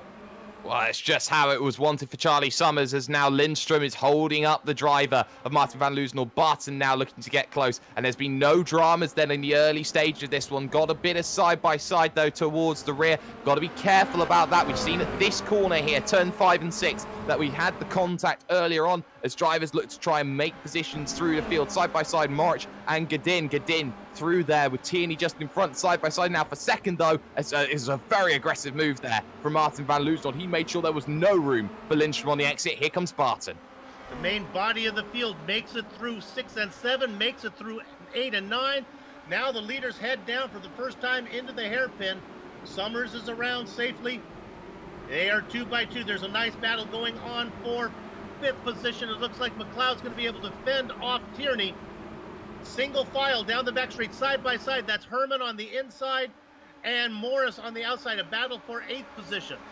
Well, they're all scrapping it out now, so Lubomir Moric wants to go down to the inside. On the outside, those Lindstromers. It was easy work for Luke Barton to hold on to it then in position number 3 out on track. So it's been a horror show start then for Erka Lindstrom. Behind that, though, you got Scott Newton under pressure. Here comes Harrison Finch then down to the inside, looking to steal a position away then in towards turn number 1. Bit of a weave there. Finch has to be careful there. Wasn't able to make anything happen, and there's contact behind them as well, as I believe that was Arnaud running into Thompson.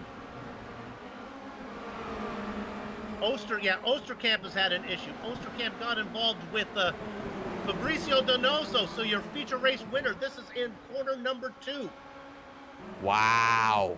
And that there, well, actually, it was corner number 1. It was even before that. Donoso went for the inside. It just seemed that the door was shut firmly by Osterkamp, and Donoso nowhere to be seen. Big spin for Osterkamp, and he will be massively frustrated at that one. And he likes a good sprint race, he does, but he is always very angry. And I believe that he'll have a few bridges to build when he gets back to the end of it.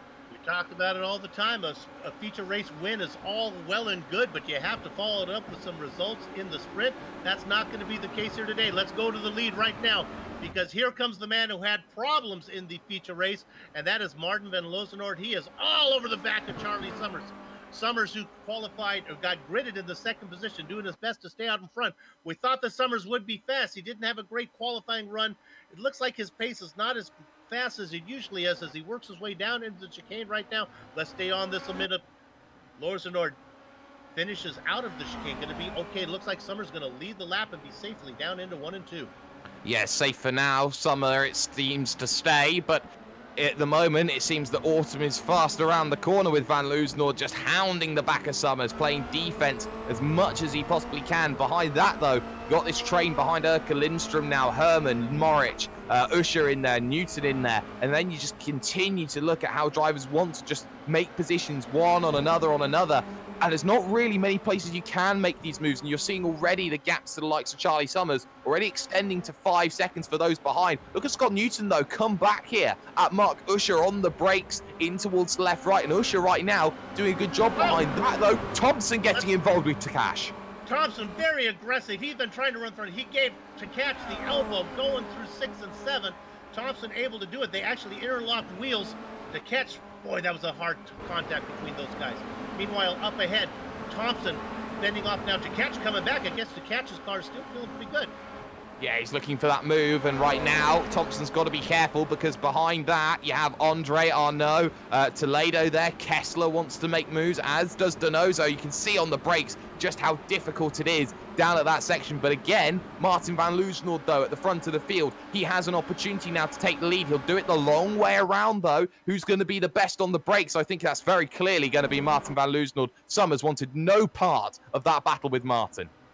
Some of that might be setup, some of that might be talent, but look at the drive the Summer gets out of the chicane as they cross the start-finish line. Give Lozenoord credit for leading the lap, but Summers is going to make the pass going into 1. He finishes it. He gets it back. Oh, and the more they battle, the more that Luke Barton will come into play, the more Adam Tierney will come into play. Massive breaks, though, for Moric as he looks to try and come back at Erka Lindstrom. Still can't find a way to make that move through. Oh, no, wide. Big issues then in the middle of the field. And is that Josh Thompson completely gone? Is that maybe instant limit already? That's massive for Josh Thompson. I think he's out. We're going to look at the Thompson replay right now. Remember, he had contact a couple times. He was making a charge through. We'll watch this. We'll see him blink away. Well, he just seemed to have stuck on the outside, and then he gets to the inside. Big contact with Takash, and well, from there, I think that's 11 there in reality, and that is a massive hit. 3 laps, Soup, to hit 11 incidents. I've never seen anything that is more Josh Thompson in my life. And while we were watching that, we can report that Lozenoord has got back around Summers. He did that. Summers now chasing him down the backstretch. We'll see if he can get him. This time the gap is a little larger. Lozenoord with about a 6-car length lead. I don't think Summers is going to be able to get there now. He's in the tow. Not going to be close enough to get him. Let's see what kind of exit they get out of the chicane. This is last time during this is the same place that Summers got him. This time he's a little farther back, and I think now it's going to be a case of see you later, as Lorsenord is going to be out there cooking with hot fish grease. Exactly, as we got a battle Morich now against Scott Newton. Newton doing well, I know, though, in the back of it, and you're still seeing these trains that are forming here. Vastamaki trying to get past Janssen, trying to get past Quignard, trying to get past Donoso. They're all trying to scrap it, and on the outside, Scott Newton on the brakes there. Arnaud easily makes that move down the inside, makes it look very comfortable as well, and Summers not going away from Van Loosenord at the front, but Mark Usher is what we need to focus on. He's got Lindstrom and Finch worrying behind, and I have to say, Harrison Finch has been the man on a mission here in this second race. He's +8 already. Now, this battle, this second train that starts, we look at this. This is Morris now losing the position to Arnaud. That's a battle for 9th. In this same train, but several cars back, another car making a move. Newton gets around Toledo. Andre side by side with, that would be Kessler, I think. No, that's Andre and to catch side by side with Kessler watching the whole thing. They go into the chicane. Andre gets the advantage. The guy I want to talk about, I can get back there, racing is 17th. Here he comes, Carl the Man Janssen. He is up from 34th position, now racing in 18th with a smorgasbord of cars in front of him for him to gobble up.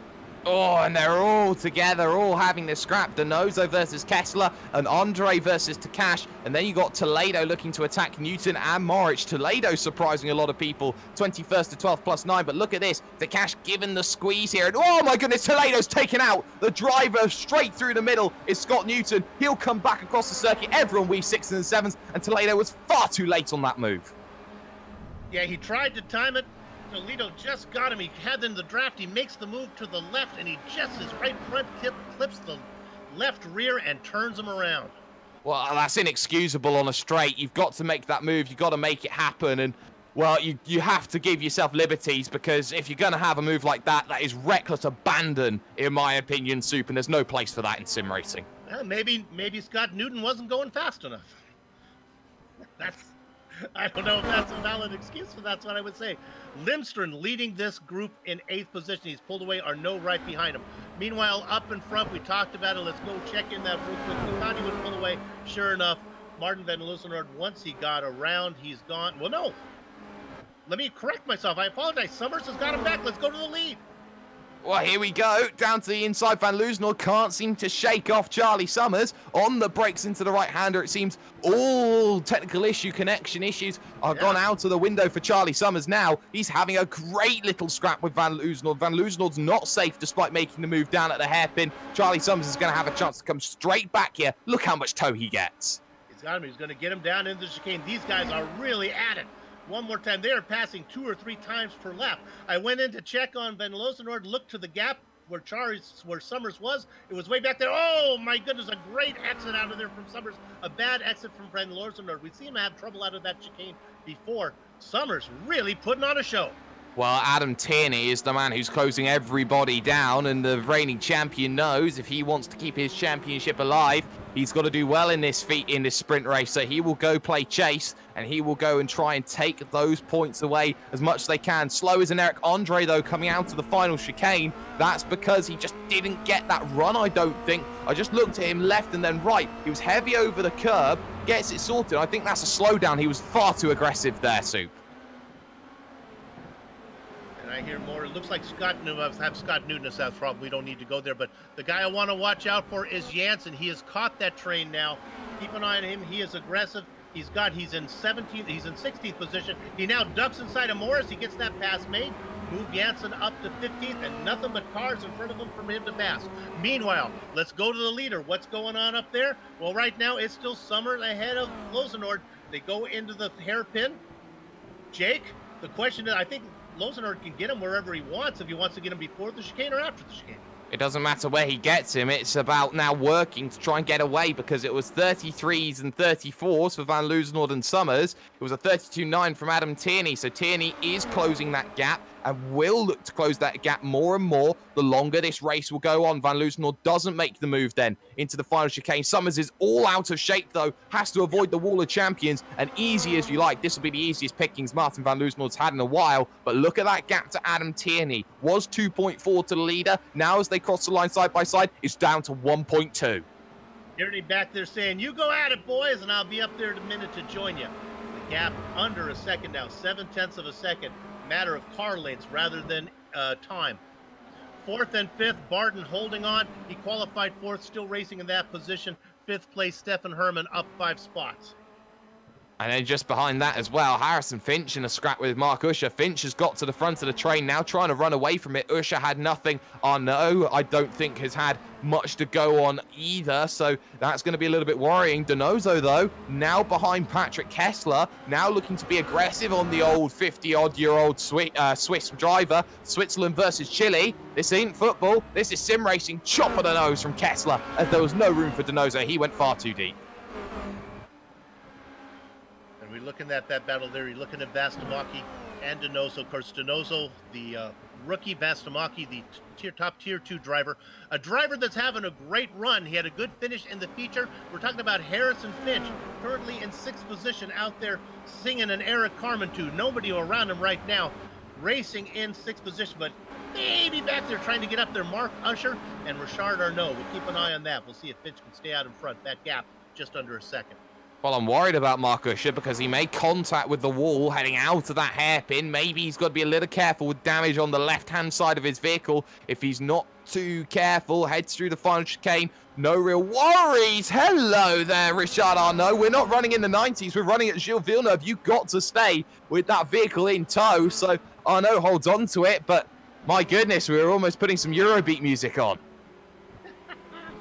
Let's check in on the lead up front because it continues to get interesting, not only between the top 2 cars, but the driver in 3rd trying to run him down. Right now, it is Martin van Loosenoord out in front. Here comes Tierney in 3rd position, trying to run down Charlie Summers.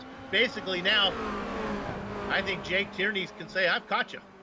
Well, he's caught, but catching's one thing, and in every single Murrayism, and everybody knows, passing is most certainly another thing in itself. So Tierney knows that that Radicals Online machine needs to make that move, and he runs incredibly wide there through that left-right, so he'll lose a couple of tenths of a second. That's okay, because he'll allow Charlie Summers then to start being the aggressor when they get to the hairpin, when they get to the Wall of Champions. So they've got to be making sure that they are in this scrap, and they're working together here, Soup, because they know what is at stake.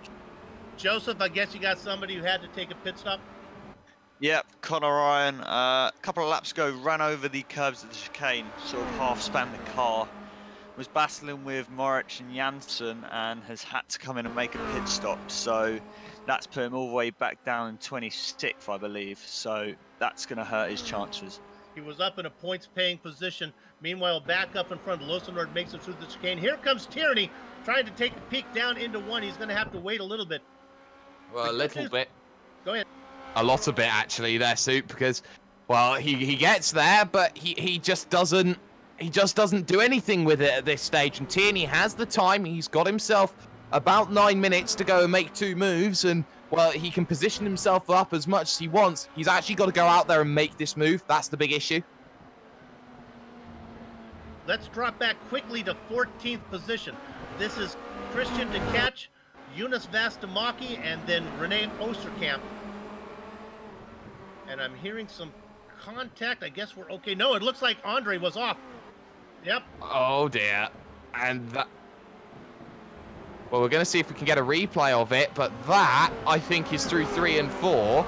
And just looking at the nature of what's happened to Eric Andre, he goes through the left, he goes through the right, he clips the wall on exit, 1, 2, 3, and I think that's incidents. It is. So Rod Serling gets another guest in the Twilight Zone. All this going on behind our leader, Martin van Loosenoord, now who's beginning to open it up. Let's go to 2nd. Well, look at this. Tierney looking for the inside, can't make anything happen. And the more that he starts harassing Charlie Summers, the more he'll fall away. He backed out of it, lost 4 tenths of a second. He should have stayed right up on the nose, trying to be desperate to make that move. And Adam Tierney, maybe a bit of an experience coming into play from him. I know he's not been around long, or despite him being a champion, there are still flaws in the game, I feel. Let's drop back. Oh, to 5th position. This is Herman, makes contact, and they collect Finch. There's 3 cars involved. And, well, we got a replay on it, and that was all side by side coming into that section of the corner. Herman was down on the inside, and, well, they're just so unlucky to make contact because Herman was just drifting slightly to the left, but there was just nothing that could happen. Barton was going to run his line, and I have to call that a racing incident. Yeah, I do, except for I'm not sure where Barton was going there. Finch was coming full song. He had to take evasive action. I don't know if Barton needed to get back on track so quickly and take Finch out. I don't think the Bird's going to be happy about that one. Finch was having such a great run, looking to have best of day honors. That's not going to be the case now. We are back live, looking at the battle for the lead. Van Lozenord still out in front by a second over Summers. Summers beginning to lose touch with the driver up in front, and this is getting frustrating for Adam Tierney. Tierney has tried and tried and tried, cannot, what my dad used to call milk the rooster. It's easy to catch a rooster, but the hard part starts, if we want to milk a rooster, the hard part starts once you catch it, and that's what Tierney's trying to do right now. Sorry, Dad, I blew your racing line. Oh dear, but look at this. Tierney gets a good run coming off of the wall of champions. So now you can see defensive line coming into play to the inside then. He will look, but there's a small track outside that makes life difficult, makes that move very easy, but Summers is going to fight back. Vehicle off just in front was lap traffic there. That was Evan Imre going for a bit of a spin, and the Scotsman, well, this isn't Mario Kart. You're not going to get a bullet bill to get back up to this place. No sirree. But Charlie Summers holds on through the confusion. And I will say, back to the Finch issue, Finch was off the circuit when contact was made. So, you know, say what you will about it. You know, Finch was pushing a little bit too hard to get through it all. That's why we like to give both sides of the story. Summers out in front in second position over Tierney. Tierney got really loose out of two trying to make this pass. All that action going on has let Lozenor drive away with it now as he's heading towards the chicane, working on lap number 12. About just under 7 minutes of racing to go. I don't think they're going to be able to catch him unless he has a mistake. Summers in a nice battle for second, though. Well, he is, but he knows that he's got to be careful because that's a great run off of the exit, potentially, that he's just had. Tierney, he's defended very well through that hairpin because he ran very wide, got a good run off of the exit, and made sure that he had that opportunity then to attack heading towards this final chicane. But look at how Tierney closes down that gap. Not brave enough, though, to make that move. They've let Van Loosenor get away. So crucial when it comes to those points, those 20 extra points. But look at this again. Adam Tierney going the defensive. Uber defense this time from Summers. He made sure you're going to go all the way out there to try and make that move. I'm not going to let you here on the inside defend it. But look at this. Tierney still has a nose. You got to give Tierney credit. Remember, he's racing for a championship here. These guys are on two different mindsets. Summers out in front. Tierney has to bring this car home. Summers not in the championship point hunt at all. Just racing for fun right now. Basically, he can be a little more aggressive. Tierney going to make sure to bring this car home, racing in third. Well, he's doing a good job of things here as Summers defending, but this defending has completely costed him the race victory at this stage. Behind that, though, Usher's found Herman, and Mark Usher, who's been quiet all race, +5, looking to take the position away from Herman. And you have to feel Herman could be a vehicle that needs to be very careful, especially if he's picked up any damage or not. I don't think he has, but now Mark Usher wants to try and make a move. He's not close enough here. If you remember the points graphic that we showed early, when you take drop races into account, Usher is in the hunt. He wants to be careful here. He's having a great run. And Tierney and now easy the pass through. For second. Yeah, that was... Summers fighting back on him, though. Summers not going to be able to do it as they work down the back straight, heading towards 13 and 14. Let's see the run. Tierney has been... let's see how Tierney's been not quite as good as Summers. Summers gets a great run on him. He's going to get to the outside. Tierney takes that tight line in. That's going to slow down his exit out of the chicane. Watch for Summers to get a good drive off of here. That's pretty darn good. He's about a half car length back. He's about a quarter car length back. Here comes the move from Summers. There's Ciella's bathtubs going into one. Tierney's going to have the preferred position, and he breaks from the shallow entry. He gets it done. Can we get an over and under? Yeah, sure enough, what you cost him early on, he's going to have to pay for it later. Here comes Summers back now. They are side by side. This time it's going to be the right-hander, and Summers is going to be able to close the door. Yes! Put him back up into second. Groundhog Day, it seems now, for the driver of Adam Tierney, as he knows that with just a handful of laps to go, that he's gone to the inside there, hasn't worked. But look at this wide line from Summers in through 5. That's going to force everybody out wide and very close to the wall there was the driver of Summers. Now Tierney can go back again on the offense. They've got 8 seconds back to Arnaud, so they know that they can afford to fight this one. To the outside tries Tierney, and you know what? They're going to give room. Tierney's going to be caught on the inside, though. They're still side by side to 10.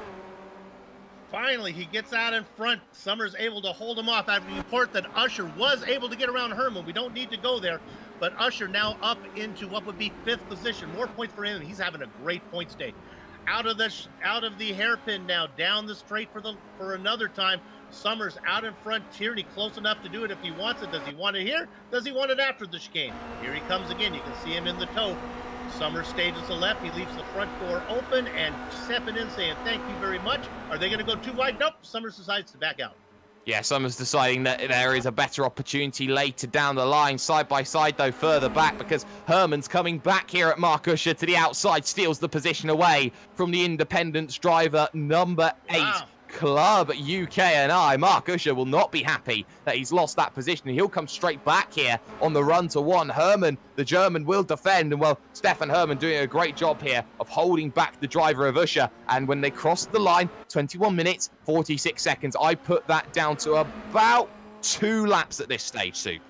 2 battles that we'll keep an eye on. The 1 per second between Tierney and Summers. And then Hudson's the around.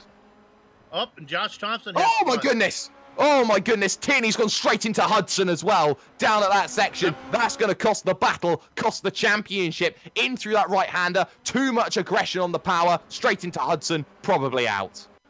Now, this is... Hudson had the spin. The car was parked in the middle. He tried his very best to get it off the track. He parked it as close as he can. I'm not sure why... Oh, no, he brought it back out. I'm watching this Hudson right now. I don't know, Jake. It looks just like Tierney just lost concentration and nosed it into him. Exactly. That's all that happened. That's all it was. And that has completely thrown a spanner in his championship works because he is now out of this event. And that's going to mean that a lot of drivers gain a lot of points on Tierney and break away. Mark Usher, though, if things remain like this, I'd probably say Mark Usher leads the championship heading to round 8 of the season. And Mark Usher, who has been very, very calm all race long, you know, there's not much you can really say about this. Behind, though, Daniel Morris in a little scrap here with Carly Jansen, and Morris ain't giving up. We're not sure who we're looking at there. That's a black and red car. That there, we're looking at Morris and Jansen in that battle. Jansen had that horrible opening lap in the feature, trying to make up for it right now. This is to get to 13th. I think Jansen will have the run down here with about a minute left of racing to go. Let's stay on this and see if Carl makes the move down into 1. Nope, he's going to wait. Scott Newton from 23rd has put it in the wall. We don't need to get that when he was racing out of the points. Yeah. Meanwhile, our leader through 8 and 9, heading down to the hairpin, which I believe will probably be the next of the last time. Unless we're on the white flag lap now. No, probably not. We're going to see the white flag lap this time by. Well, it's been fantastic here, Soup, to see how Van Loosen was just pulled away. And, well, sometimes racing is about taking the opportunity when it happens. Not over, though, behind Erka Lindstrom. Donoso's there. You've got Rene Osterkamp in there as well, trying to get back. And Donoso is having a stunning run. He's looking for 7th position now. Lindstrom, who has been hemorrhaging positions early in this event, could lose one late. Heavy on the brakes, a lot of locking. And now Donoso has a great chance. We don't need to go there, but I can report that Jansen was able to make that pass on Morris. Jansen now moves up into what would be 13th position. No, let me apologize. That was Morris who came back on Jansen. Let's go there real quickly. This is 13th. Morris gets back out in front. Jansen doing his very best to get there. They're running right up on the back of Alec Hudson. Again, Hudson still got that car out there. They managed to negotiate around him. And Donoso getting through there as well. Lindstrom, not much Lindstrom could do on the brakes into the final chicane. Now Luke Barton, I think, wants to sort of just stay calm in his position as Osterkamp needs another one for his championship recovery. Tell you something, though, Jean-Francois Godin, last lap, he's down in what is 16th position. It's been a shocking day for Godin today. Yeah, not one he's going to remember. Donoso, on the other hand, after doing so well in the feature, doing well here too as he's worked his way up in this battle, trying to get around Lindstrom. Gotta be careful, want to bring it home. Yeah, he's got to. It is the white flag lap. It is the last lap. He's got to start thinking about this one here, bringing it home. Donoso now, no mistakes needed, no chances needed. Lindstrom and Barton, this is not a battle for position, but for Van Loosnord, you'd have to say, Soup, he's only got one corner left to go. Just through 13 and 14, I guess that's one corner if you want to count that chicane as one. He's going to negotiate that one simply. Going to be nothing between him and the checkered flag as he comes around. Gives a kiss to the wall of champion. Round number 7 in the sprint race. Give it to Martin Van Loosnord. Summers is going to get second. Arnaud, we expect to bring it home in third. Oh, well, you've got those battles going on. It's Herman's going to steal it from Usher. Oh, my word. Mark Usher is a lucky, lucky man to even keep that going. Herman was beautiful there on the last lap. Nicely done. Mark Usher's going to have to settle for 5th. Patrick Kessler, again, for that SimRC team, brings it home in 6th. And there was some contact at the Carl Janssen. Can we go to that? There was contact on the last lap, if we can find it, between Janssen and Finch.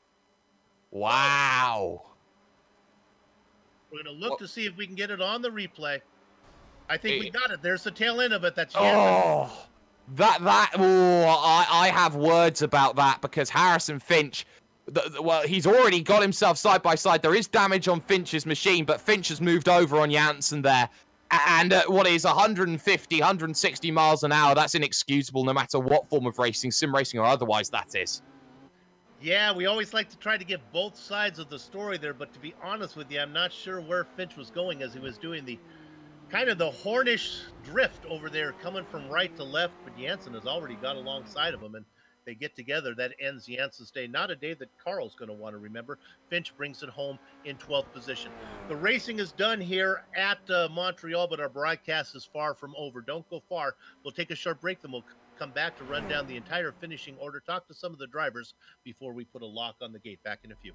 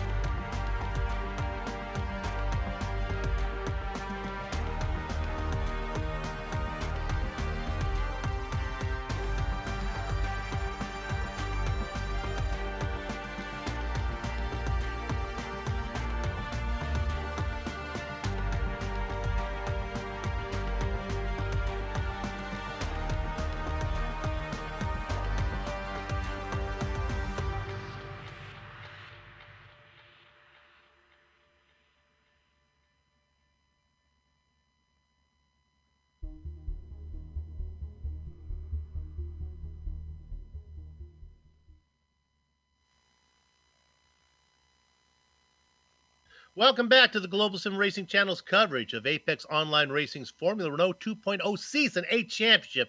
It's round number 7 from Circuit Gilles Villeneuve. Time to run down the finishing order of the sprint race that just concluded. Oh my, it was an exciting one. What a battle they put on up in front. Lozenord, Summer, and Tierney. But in the end, Lozenord gets the win. Charlie Summers is going to come home in second. And Adam Tierney is going to fall way down as there was contact made. Rounding out your podium is Richard Arnault. Stefan Herman was able to nip Mark Usher out of the final chicane to get fourth. Usher has to settle for fifth. Patrick Kessler, Fabricio Donoso follows up his feature race win with a 7th in the sprint. Good points day for him. Erkan Lindstrom is in 8th, 9th to Renee Osterkamp. I should make a point that Stefan Herman was our top Tier 2 driver in 4th position as well. Rounding out your top 10, another Tier 2 driver in the hunt for that class championship, Eunice Fast and Lucky Vastamaki. Jake? Well, Guillaume Toledo made a lot of impact, shall we say, going from 21st to 11th, had a massive incident, but that's by the by. Harrison Finch getting involved as well, was up there fighting for 4th position, back down into 12th. Daniel Morris finishes 13th with Knut Martinsen. A great drive from him, 35th to 14th, to get himself plus 21. Jean-Francois Godin, big struggles today, only finishing 15th with Lubomir Maric behind. Sarah Dove, good recovery to 17th with Connor Ryan. Casper Thrain and the Gap SRT driver Stephen Larkamp rounding 20. In the blackjack position, it was Tom Van Hoyman, Scott Newton in the double duck spot. Carl Janssen in 23rd position. Now, we were talking about the incident between Janssen and Finch, and our spotter, Johan Vandeveld, made a good point that if he was Finch, he made the argument that Finch may have made that move to cross the track first, and he has every right to do that, and Janssen has to go around him. That's a good point. I would argue that if I was Finch as well. In 24th position, Evan Emre, Luke Barton in 25th, 26th, 27th, 28th, 29th, and 30th. Go to Alec Hudson, Adam Tierney, your champion, Enric Andre. Look at these big names down here. Christian Tkach and Hugo Kenye. Jake? Ty McLeod struggling. Same for Rudolph Nagel, who's been a name and not really a face in this broadcast. Josh Thompson, 11 incidents in a shade over 3 laps. That's just invoking the spirit of James Hunt, it seems. Jordan Pierce finishes doesn't finish in 34th, but is classified there with Alexander Voldo, and failing to make the start was Robin Bondon. My goodness, a standing room only in the interview room. We'll try to get through these as fast as we can. Let's let Jake talk to our feature race, our sprint race winner, Martin Van Lozenord. Martin, let's put it this way. That was a lot more work than I think that you probably thought of heading into this feature. Good evening, guys. Yes, it was. Especially the feature race was a handful. Well, it certainly will be, of course. I know your duty is having this brand new team with Racecraft and trying to make everything happen the way that you want that to work. And, well, for you, I guess what you're looking for is maybe that portal to really showcase what your team can do yourself. I know you've got Boris Spolstra in the mix as well. This victory, do you think that this victory puts Racecraft on the map with a very good sprint result? Yeah, I think the sprint race result shows what we can do. And yeah, this is what we want to do, really. We want to do for Formula Renault and everything we like. When the LP1 car comes out, we're going to focus on that as well. Maybe also GT3 Endurance or Sprint. And we just want to be in front. And that's what we're aiming for, and that's what we going to work hard for. But yeah, race 1 was definitely not the way to show what I'm capable of. Definitely, I mean, that was the first, actually the first false start, first jump start that I ever made on iRacing. So no way. Yes. You've been around for how many years and that's your first jump start? Wow. Okay, so we're breaking new ground here. So from new ground to the next ground, February brings a new month. It brings a new change. It brings us to Interlagos, a circuit that you know very well. We know very well. How are you feeling for Interlagos? Interlagos is always a great circuit. Especially also with the F1 on it in real life, what I love to watch. So yeah, it's a track with a lot of history, and I love to drive it. You can go around the outside. You can just throw it on the inside at several places. So yeah, that makes it an awesome track. It makes it an awesome track. An awesome drive, though, today from Martin van Loosnord. He comes away with the sprint victory, Soup.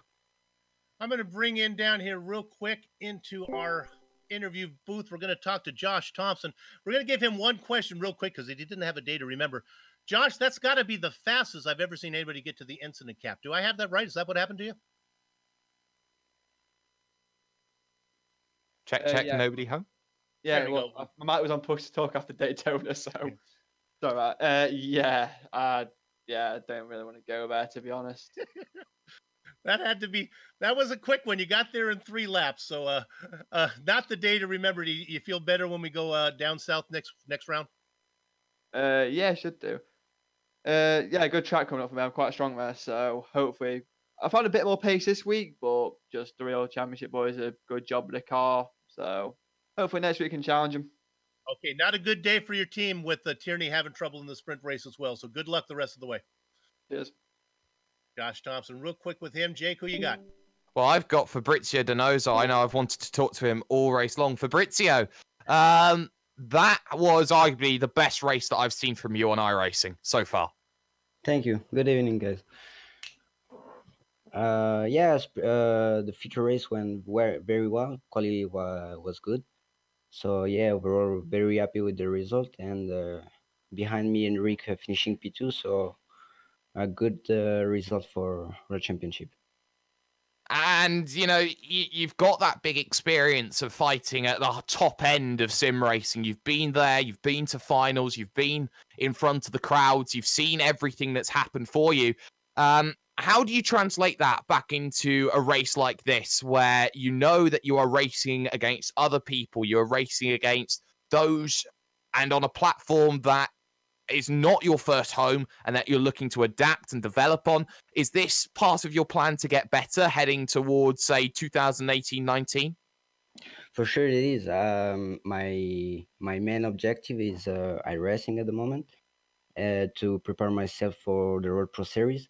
And all of these races that are with very big names, it helped me a lot.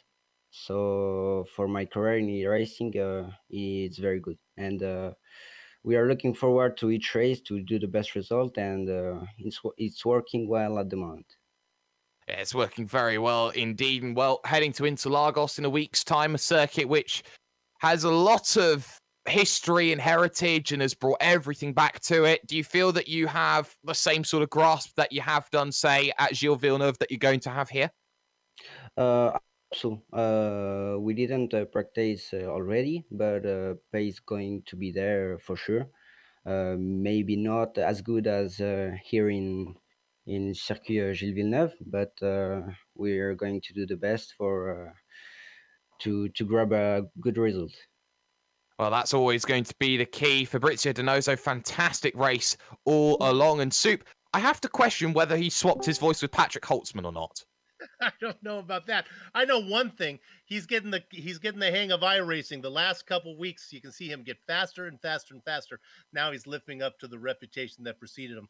Real quickly, we're going to talk to Richard Arnaud. He had a 6th in the feature and a 3rd in the sprint. Richard, they speak French in that part of Canada. You must feel right at home there because you did really well today. Yeah. Didn't expect to go such high considering the first few laps where is battle everywhere. Also, my apologize to Christian to afraid him at turn 1. I just want to overtake Josh, but Christian brake really early, and I just need to take the inside to avoid the collision. But I managed to do it and didn't have any ink points for that. So I'm quite happy, and I also be lucky to the bad luck of Adam, and I think it's Finch, who are both caught in incident during the race. So yeah, that's a good sprint race. After a missing P3 in the feature, I take my revenge in the sprint. Well, good luck next week when you have to speak Portuguese when we go down south to Brazil. Thank you, guys. Thank you for the broadcast. Okay, Richard Arnault, a good points day for him. Look for him up in the best of day honors when we do that grid next time. Jake, you got somebody? Yeah, I've got that. Unfortunately, the last person we get to, we'll apologise for those that we can't get to. So to Eneric, to Jonas, to Sarah, again, which is a shame. And Tom, we can't get there. But we got Scott Newton here from Apex Racing UK. And Scott, your tier 2 battle here for this championship, you know, you have really closed that gap down in. You'll be quite happy with the result that you've put on the table here today. But in terms of your race here for that second one, P22, you know, you can argue maybe that you've slightly dropped the ball. Yes and no. I was coming up to, was it turn 7 and 8 or the right-left chicane before the hairpin. Usher was trying to go up 2 cars on the inside, and one of the cars in front just happened to make contact with myself, and then it was 1 or 2 laps later I had a bit of damage, and the car behind me just sideswiped me on the back straight and pretty much wiped me out. So Toledo. That's what happened to me in the sprint race. But yeah, in the feature, it was a really good battle. Sitting second in terms of the tier 2, top 10 overall, and had an unfortunate contact with Hoyer. On my end, there was a bit of netcode, but we'll have to see what the stewards say if there's a protest on that front. But to win that feature race in terms of tier 2, totally unexpected. Well, it's the way that it sometimes goes. Sometimes you get a victory when you don't normally expect it. But for you and the work that you're putting in, you close the gap down to Jonas with with one very good result and one result, which I guess is the better of 2, having it go away in the sprint than it would do in the feature, although it wasn't your fault. Heading over to Interlagos, how are you feeling heading forward in this championship, heading to the final third of the season? Do you feel that you're starting to get the results now when it matters? Yes, in terms of the tier 2, maybe not so in terms of the overall, just due to the level that's been raised. So hoping at least for a top 10 overall. If I can scrape into the top 5, that'd be like really impressive for myself. So, but given the fact that when we did the World Championship support racing and all that sort of stuff, I was top 5 anyway. So just the level of the bar that's been raised in this league has been a true testament to the organisers, and hope to do well next week. Hope to do well. And just finally, I just want to talk about Australian sim racing in general, because more and more you're starting to see drivers like yourself, drivers like Jared Filsell, Hayden Burns, they come into mind, that get up there and are now starting to put out Australian sim racing more than ever. Do you feel that, you know, the longer that this is going to go on, the more that Australian sim racing is going to have a major factor when it comes to the iRacing landscape? Yeah, definitely. It's great to see that teams like TTR, ERT, BSS, TTL Esports as well have shown up to all the top races and doing well. And it's a credit to all those guys that are doing well. And hopefully it'll be a mainstay, to be fair, because there is some great talent out this way, and it's great that they're able to show it. Great that's able to show it. Great to be able to show your talent as well. Not the way it would have wanted to have ended, but what a great start it was for Scott Newton coming home then in the end. Out in the mid-20s there, as I make a little bit of a mistake of myself. But Soup, we've had great racing here today, and Interlagos is the circuit that I'd say I'd put as my final track in any season, in any vehicle, anytime, anywhere. Just to follow up on Scott Newton, he said he was surprised by his how well he did here at Montreal. But viewers of the Countdown to Green are not, because we showed you on that overlay the last time Montreal was the home for the AOR. Scott Newton shared the honors for best of the day. So it's no surprise for our viewers that Scott did so well. And for our viewers, let's go ahead and thank everybody that makes this possible. We'd like to thank, first of all, the people at everyone at Apex Online Racing for organizing Formula Renault and for supporting the broadcast. We know you have a lot of choices. Thanks for choosing GSRC. Thanks to the company's equipment and software you see on the screen right now we use on the broadcast. The original music that gives every GSRC broadcast that unique flavor and feel is thanks to Eric Eckelm and Casey Lalonde. See the screen for how to contact each of them. Jake? Yep, exactly. Apex Online Racing returns in 1 week's time, Friday, the 2nd of February, because we're heading to Sambaland, Autodromo José Carlos Pace, otherwise known as Interlagos. GSRC will be there to bring you all the action, and that we definitely hope that you join us. And of course, sliding across the screen right now, what you're seeing is some of the up-and-coming broadcasts that we have. So check them out. Make sure you mark them down in your calendar. Make sure that you don't miss anything at all. If you'd like more information about GSRC, including a complete list of future broadcasts, you can find it all at www.globalsimracingchannel.com. We're also on Twitter at GSR Channel and Facebook at Global Sim Racing Channel. Finally, on the behalf of the man whose voice you just heard, Jake Sperry, our director, whose blood pressure is through the roof. We made it, Crackers. Sean Ambrose filling in for Joe Peak, and our camera artist, Dougie Beard. I'd like to thank all of you for watching. With that said, we're off to have fun storming the castle. So until next time, race clean, race hard, and we'll see you on the track.